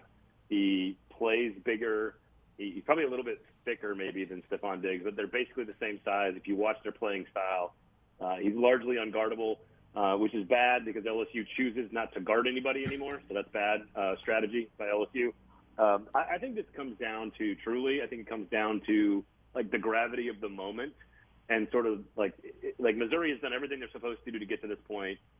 You know, I don't have to tell you guys about how well this offense is playing over the last 3 games. Comical, by the way, listening to, if you go back and probably read some message board posts from Missouri fans in week 1 and 2 about Sam Horn, considering what Brady Cook has done. Yeah, and not me. No, not on this show at all. Nobody was talking about Sam Horn for Brady Cook here. Look, we're all guilty. What I think is interesting is sort of, like, again, if I'm Eli Drinkwitz, which is probably the biggest game of his career as a head coach in Missouri, it's one of the biggest games in Columbia in a long time. Certainly some of the shine taken off of it by Ole Miss's performance against LSU last week. A 4-1 top 15 LSU team would have been more interesting from a headline standpoint. Here's the problem, though, and if I'm Eli, I'm using this. Vegas completely disagrees with all of this. Mm-hmm. Statistically, strength versus weakness, strength on strength, like there's no real logical reason for Missouri not to be favored. Like the offensive efficiency versus LSU's atrocious defense, Missouri's strength on defense against LSU's strength on offense, like all the matchups favor Missouri. The game's at home. Like everything says Missouri, and yet Vegas is saying, like, here's 6.5 points. Please take the Missouri Tigers. Yep. And so, that's concerning to me because Vegas very clearly thinks LSU is going to score. And the only thing I can come up with in terms of, like, logic and reason is that certain programs play in these moments all the time. And LSU, even though they've lost 2 of them against Florida State and Ole Miss, have played in these high-gravity, puckered-up situations. They do it every year, 4 or 5 times a year. And this is sort of new territory for Missouri and these players, and Brady Cook, and Kirby Moore, and Eli Drinkwitz. It's just different. And so that you either use that and it fuels you, and you run off of that stuff, and the crowd goes crazy. Hopefully not filled with Kansas State fans, and you win easily because the matchup says you have the advantage in almost every sort of matchup. But there's this other thing about being comfortable in that moment. Mm-hmm. And LSU's been in that moment. Jaden Daniels has excelled in that moment all season. He was in that moment last year. LSU lives in that space all the time. And so that, to me, is the mental warfare here that's taking place, is because you can't coach that. You can't prepare a quarterback for 3rd and 9 in the 4th quarter. I mean, it helps you're at home, but, like, you can't against when you're undefeated and you're ranked, and, like, you can't prepare for that. And it's why we were asking about Carson Beck, the Georgia quarterback, last week. Mm-hmm. The most important question we were asking about that matchup wasn't whether Auburn was going to win, was whether are we going to learn about Georgia's new quarterback, Carson Beck, being challenged in a critical situation, and is he good enough to win in those moments on the road, hostile environment, good defense? Does that teach us something about Carson Beck? Well, the dude led 3 straight scoring drives on the road when he was trailing by a touchdown to keep his team undefeated. He was 12 of 15, over 200 yards, 3 straight scoring drives to win the game. You can't practice that. And so that's, to me, that's the question about Missouri. And certainly they had the drive against Kansas State. It got them into range, and they won the game that way. So that could be one thing you could point to. But otherwise, I mean, there's nothing like this. The focus and the spotlight. Do I wish it was a different kick time? Mm-hmm. I probably do if I'm a Missouri fan. I do as a fan of the game. I'd like to see this team spotlighted a little bit more nationally. I think they deserve it. They're very good. But to be very good and to continue to get spotlight attention from the national conversation, you got to win this game at home against LSU. Is LSU a team that, and I wonder about the sort of psychological part of it leading into the game of the week of preparation, to where, Missouri was sort of just, hey, get through these 2 weeks so you can get to LSU and be 5-0, where, LSU was you lost to Florida State. Okay, you got to bounce back and play, and you go to Mississippi State, and it's, I think, a 9-point game in Vegas, and they go and just punk, Mississippi State and win by 4 touchdowns, and then all right, everything's back to normal, and then all of a sudden they're in a dogfight with Arkansas at home, and then they go to Ole Miss and they lose in a back-and-forth game, and, opportunities to win. That now is it okay, hey, let's get up for Missouri at 11 o'clock in the morning, where there's a couple of weeks build-up. It feels a little bit like Notre Dame-Duke, and Notre Dame still went and won that game. So it's not like just the psychological part of it, then that team's not going to show up. But LSU did play down to Arkansas, and Missouri's not Arkansas, but they, didn't seem like they took that team very seriously. And it's also, 18 to 22-year-olds are not professionals. So I do wonder about the psychological part of it, sort of the mental approach, where this has been circled on the calendar for Missouri, and LSU, has, Florida State and Ole Miss and, Alabama and games like that circled for them. No, I think that's valid. And it is the air out of the balloon a little bit for a mm-hmm. team that was fighting for, it thought it had playoff aspirations in the preseason. And now you look up, you're barely into, you literally were not into October, and you already had multiple losses. What kind of effect does that have on a team? And, yeah, you can't have Ole Miss beat you twice, especially the way Ole Miss was kind of the better team from the word go. Like, they jumped mm-hmm. on LSU, and while LSU got back into the game and it was a shootout and it was really fun football, like, Ole Miss kind of punched him in the face right away and just sort of held him off the entire time and then figured out a way to win. And I agree with you. I'll push back a little bit on playing down to Arkansas. That is an extremely important rivalry. Yeah, that's a good point. Jefferson is very good, and as we now know, that's just the defense isn't playing down. They're just not good at stopping quarterbacks. Yeah. So I think that's going to be, here's the thing: Brady Cook and Luther Burden should score points. The offense should score points. The question is not about, to me, this is. I don't know what the total is, but I would probably take the over in this. Although Missouri's defense could, this goes back to if they show up and they play their best game and all the matchups go the way we think individually. Missouri is I could see Missouri being like a 33-21 type of win here. That's on logically that's what I see from a team versus team matchup. But obviously this is good. Vegas thinks this is a shootout. Vegas thinks LSU's got a different gear. And they certainly have more talent, but I agree. That's Brian Kelly's job is to keep the balloon inflated here because they still have a division to play for. Yeah, and I think that helps them.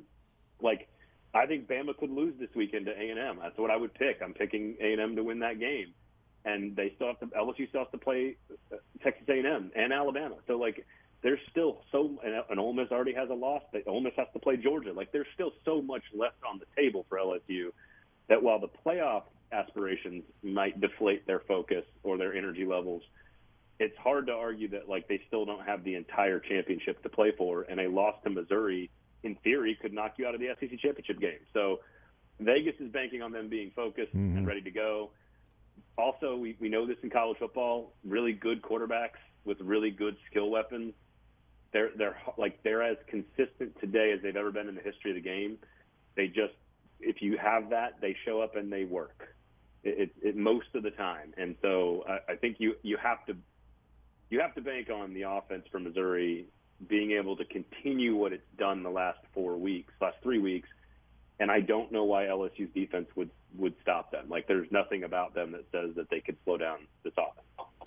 The line has stayed the same with 6.5. Missouri's getting that at home, but the total has gone from 62.5 to 63.5. So it's gone up a point since yesterday there. So but the line has stayed the same from that standpoint. The SEC East is Georgia as dominant and going into the season what we thought maybe Georgia was going to be in the East, and just simply they're in the SEC championship game. Go ahead and write them in, and we'll see who can finish second, third, fourth, fifth, sixth, seventh in the East, or is there much more of a chance in your mind, realistic chance in your mind, that there can be a team out of the East playing in Atlanta that's not named Georgia?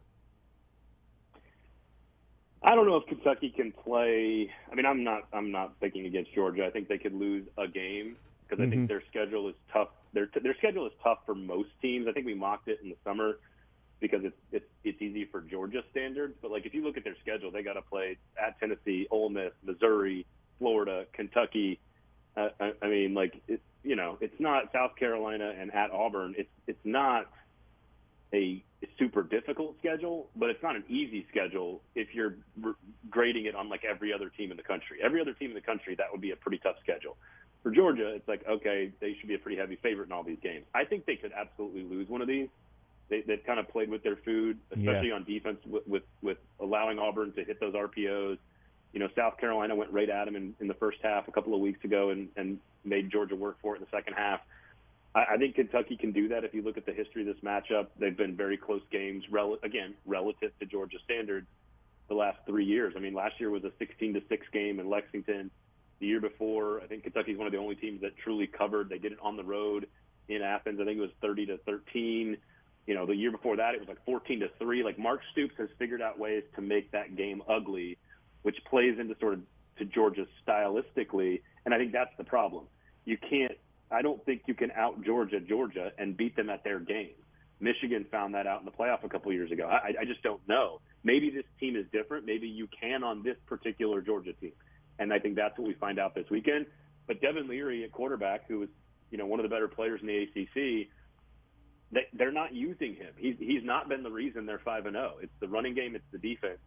And I don't know about you guys, but when I define a Georgia football team, I define them on the running game and the defense.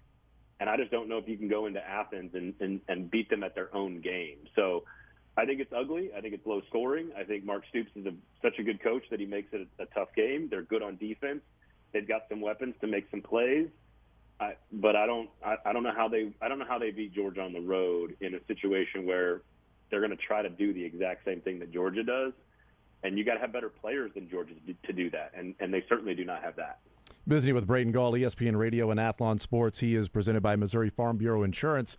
In the Big 12, a couple of interesting games. K-State starts off the weekend on a Friday night at Oklahoma State. And then UCF, for the second time in 3 weeks, heads to Kansas to face off against Kansas. K-State a couple of weeks ago. And then the tough loss to Baylor over the weekend. This UCF team, they are scoring. They're scoring a lot of points, and they were in it and close at times against K-State, and then K-State ultimately just enforced their will on them. And UCF was just throttling Baylor up 35-7 with 3 minutes to go in the third quarter, and they lose that game. What's this matchup looking like for you? And just as an update, Lance Leipold, Jalen Daniels not practicing still. Didn't comment as to whether or not it's back tightness or whatever. He was just, it's a back thing right now. So who knows if Jason Bean is going to play or not. But this UCF team has been right there a couple of times, and they've got nothing to show for it in the Big 12. Yeah, I think so. Number one, the point spread being 2 tells me Vegas is right now assuming Jalen Daniels is not playing. That's what that would tell me. So I think that's number one. And can they win without him? I mean, probably. UCF is 0-2 in the Big 12. To your point, they've played well. I think everyone assumed that they were the best on paper football team of the 4 new teams coming into the conference. So it's no surprise that they're playing well, but they're not able to finish. Some of that, certainly they've had some injuries. But I think Kansas, to me, culturally at home, I think it's a battle, but I like the Jayhawks there. Friday night, 13 points on the road in Stillwater. When is the last time? I don't care how good Kansas State was. And it shouldn't take. I mean, you probably should be able to look this up somewhere, but I cannot remember the last time. And Kansas State's had very good teams going back to the late 90s, right? They've had very good teams with a lot of different good quarterbacks. How many times have they been a 13-point favorite in Stillwater? That is shocking to me, and not because it's not accurate. It is. It's more about what is going on with Mike Gundy. Yep. What is going on with Oklahoma State? Their offense is. It's not even. And here's the other thing about Oklahoma State. It's not even just this year. You go back to last year and you watch some of those teams. The year before that, where they were winning because he went and hired the small college defensive coordinator. The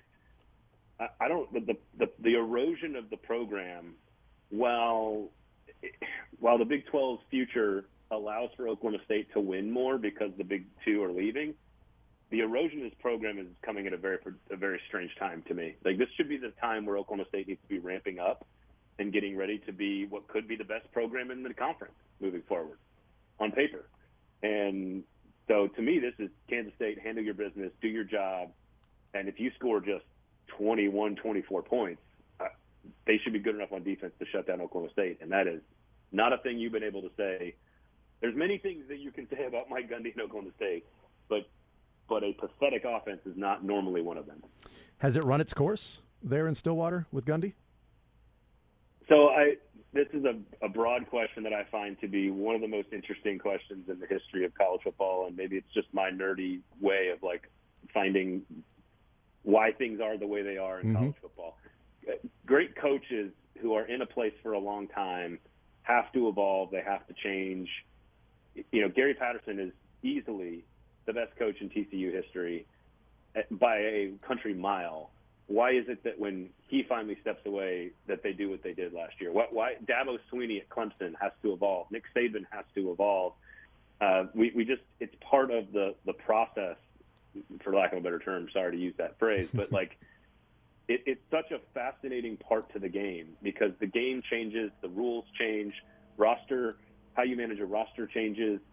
And if there's anything we sort of kind of can assume about somebody like Mike Gundy, is that he probably doesn't like all that. and just in general. We know he's sort of always been prickly with those in charge at Oklahoma State, the power struggle, trying to gain more control. Like, it's just, the long answer is I have no idea. He's earned the right to see it through. There's no question about that. But it's one of those where, like, I could see a change. Like, let's say he were to retire, I could see someone stepping into that program and doing what Sonny Dykes did at TCU. Does that make sense?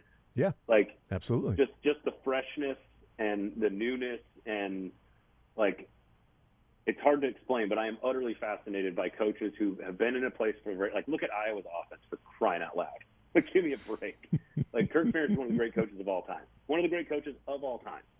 But, like, clearly has refused to evolve his philosophy. And while the Big Ten continues to change, like, even Wisconsin has gone out and hired an air raid coordinator now. If Wisconsin is trying to evolve, then we know you have to move along at some point. And, like, what Kansas, and this goes right to Kansas, like, what Kansas is doing on offense is what Mike Gundy should have evolved into at some point. Yeah. And I know they kind of tried that with Spencer Sanders, and he kept getting hurt, and he turned the ball over, so he wasn't Jalen Daniels. So I get that. But, like, I am utterly fascinated with coaches that can learn to adapt with their surroundings. And some of them just are too old and grumpy to do it. And I don't know if that's Mike Gundy or not. I don't know how many years he's going to have to figure it out. He deserves the right to see it through, in my opinion. But there's no sign of this program, when you watch them play football, that they have figured that out. Last one for you, and this sort of goes back to when's the last time K-State would have been a 13-point favorite on the road at Oklahoma State in Stillwater? Not that the line is wrong, but when's the last time you saw, a top 12 matchup in the Red River Shootout, and two teams that are undefeated, and one of the teams favored by a touchdown in this matchup? Texas, I guess, is now 6.5, but Texas 6.5. Both teams 5-0. Oklahoma number 12, Texas, number 3. What do you think happens in this one? With I guess would be a Big 12 superiority moving forward. The winner.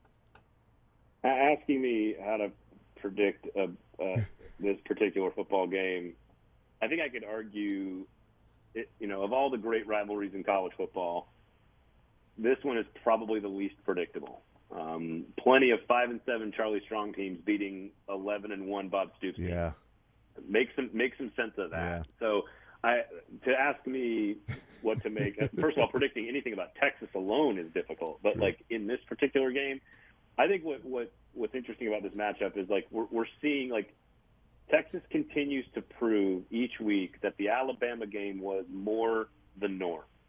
And until they get to the end of it all, I'm not sure anyone's going to believe that it's official until the end of it all. Meanwhile, tons of questions about Brent Venables coming into this season, just in general, the talent on defense. And while they've had some moments where, like, the offense stalled a little bit, like, the defense does look improved. They're sort of quietly and kind of, they're kind of like, as much as Oklahoma can be under the radar nationally, they very much are. And that's probably exactly how Brent Venables wants it to be.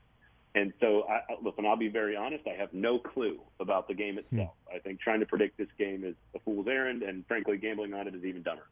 But this is about learning, like, are these truly the two best teams in the Big 12? Is Texas truly ready for top 4 playoff conversations? Because if they do, and they handle, like, pick an outcome, we're going to learn so much no matter what outcome happens.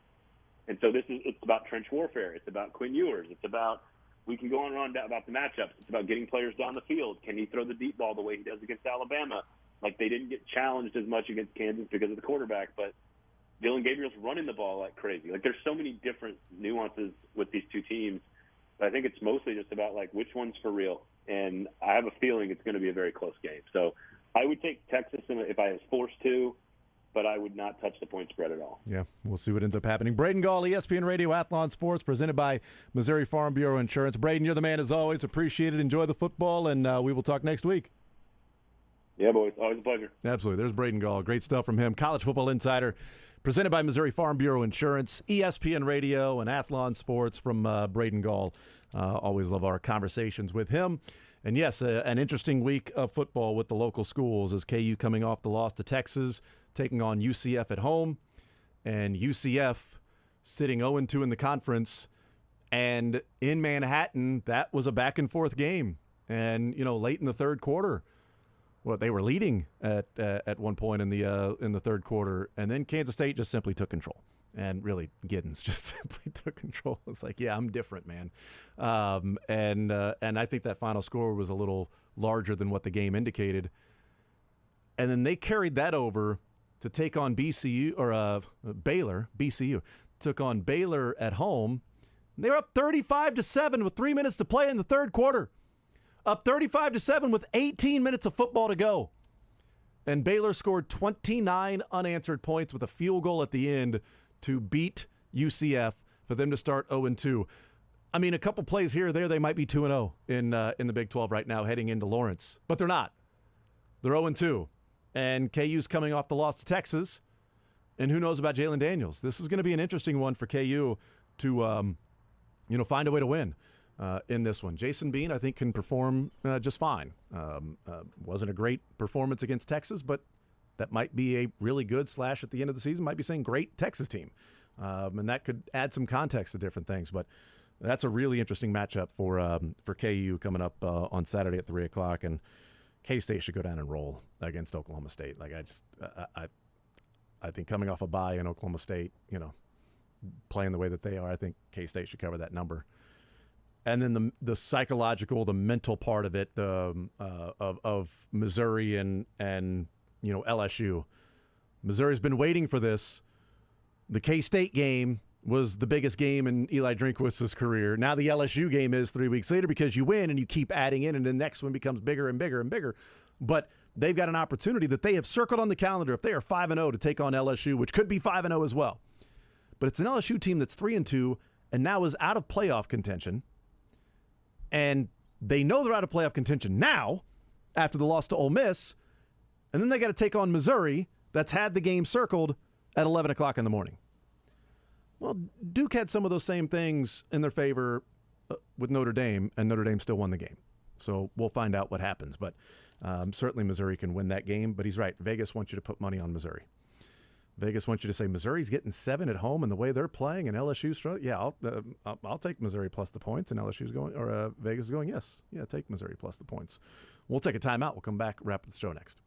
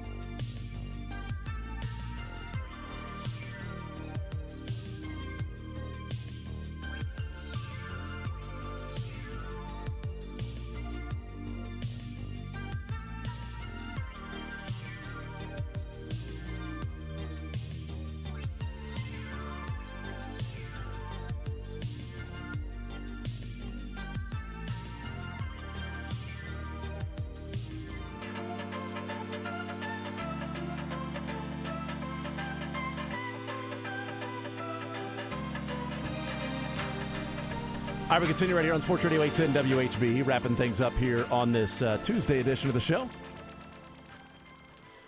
Running back Josh Jacobs. Hi, Jock Brisco with you here. Hi, how are you? Josh Jacobs says, he's tired of losing. Just wants to keep it 100. He is tired of losing. It's a familiar song in the AFC West. Yeah.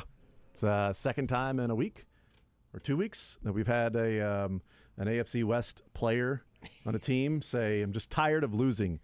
Lose, lose, lose. It's what we do. I actually have to do the math on this. I don't know the answer off the top of my head. How many years in a row is it for the AFC West now for the Chiefs? 7. Is that all? Yeah. 7. It's unbelievable. It's pretty good. Before the show ends, I'm gonna go back. I'm gonna look at the last 15 years of the AFC West. Not 2, not 3, not 4, not 5, not 6, not 6, not 7. That's what we'll be saying at the end of this year. Not 7. Do you want to take a stab at when the Raiders won it last? The Chiefs all the way back to 2016. You had the 5 Broncos years before that. Chiefs 4 years in a row from the Chargers. Rich Gannon Super Bowl year back in like the early 2000s. 2002. Yeah, Rich Gannon that year. 2002 is the last time the then Oakland Raiders won the AFC West. No one other than the Chiefs has done it since 2015. Since Peyton Manning was playing for the Broncos. Nobody has won the AFC West since Denver has beaten the Chiefs. How about that? Well, somebody's won the AFC West. It's just the Chiefs every time. Nobody besides the Chiefs. There we go.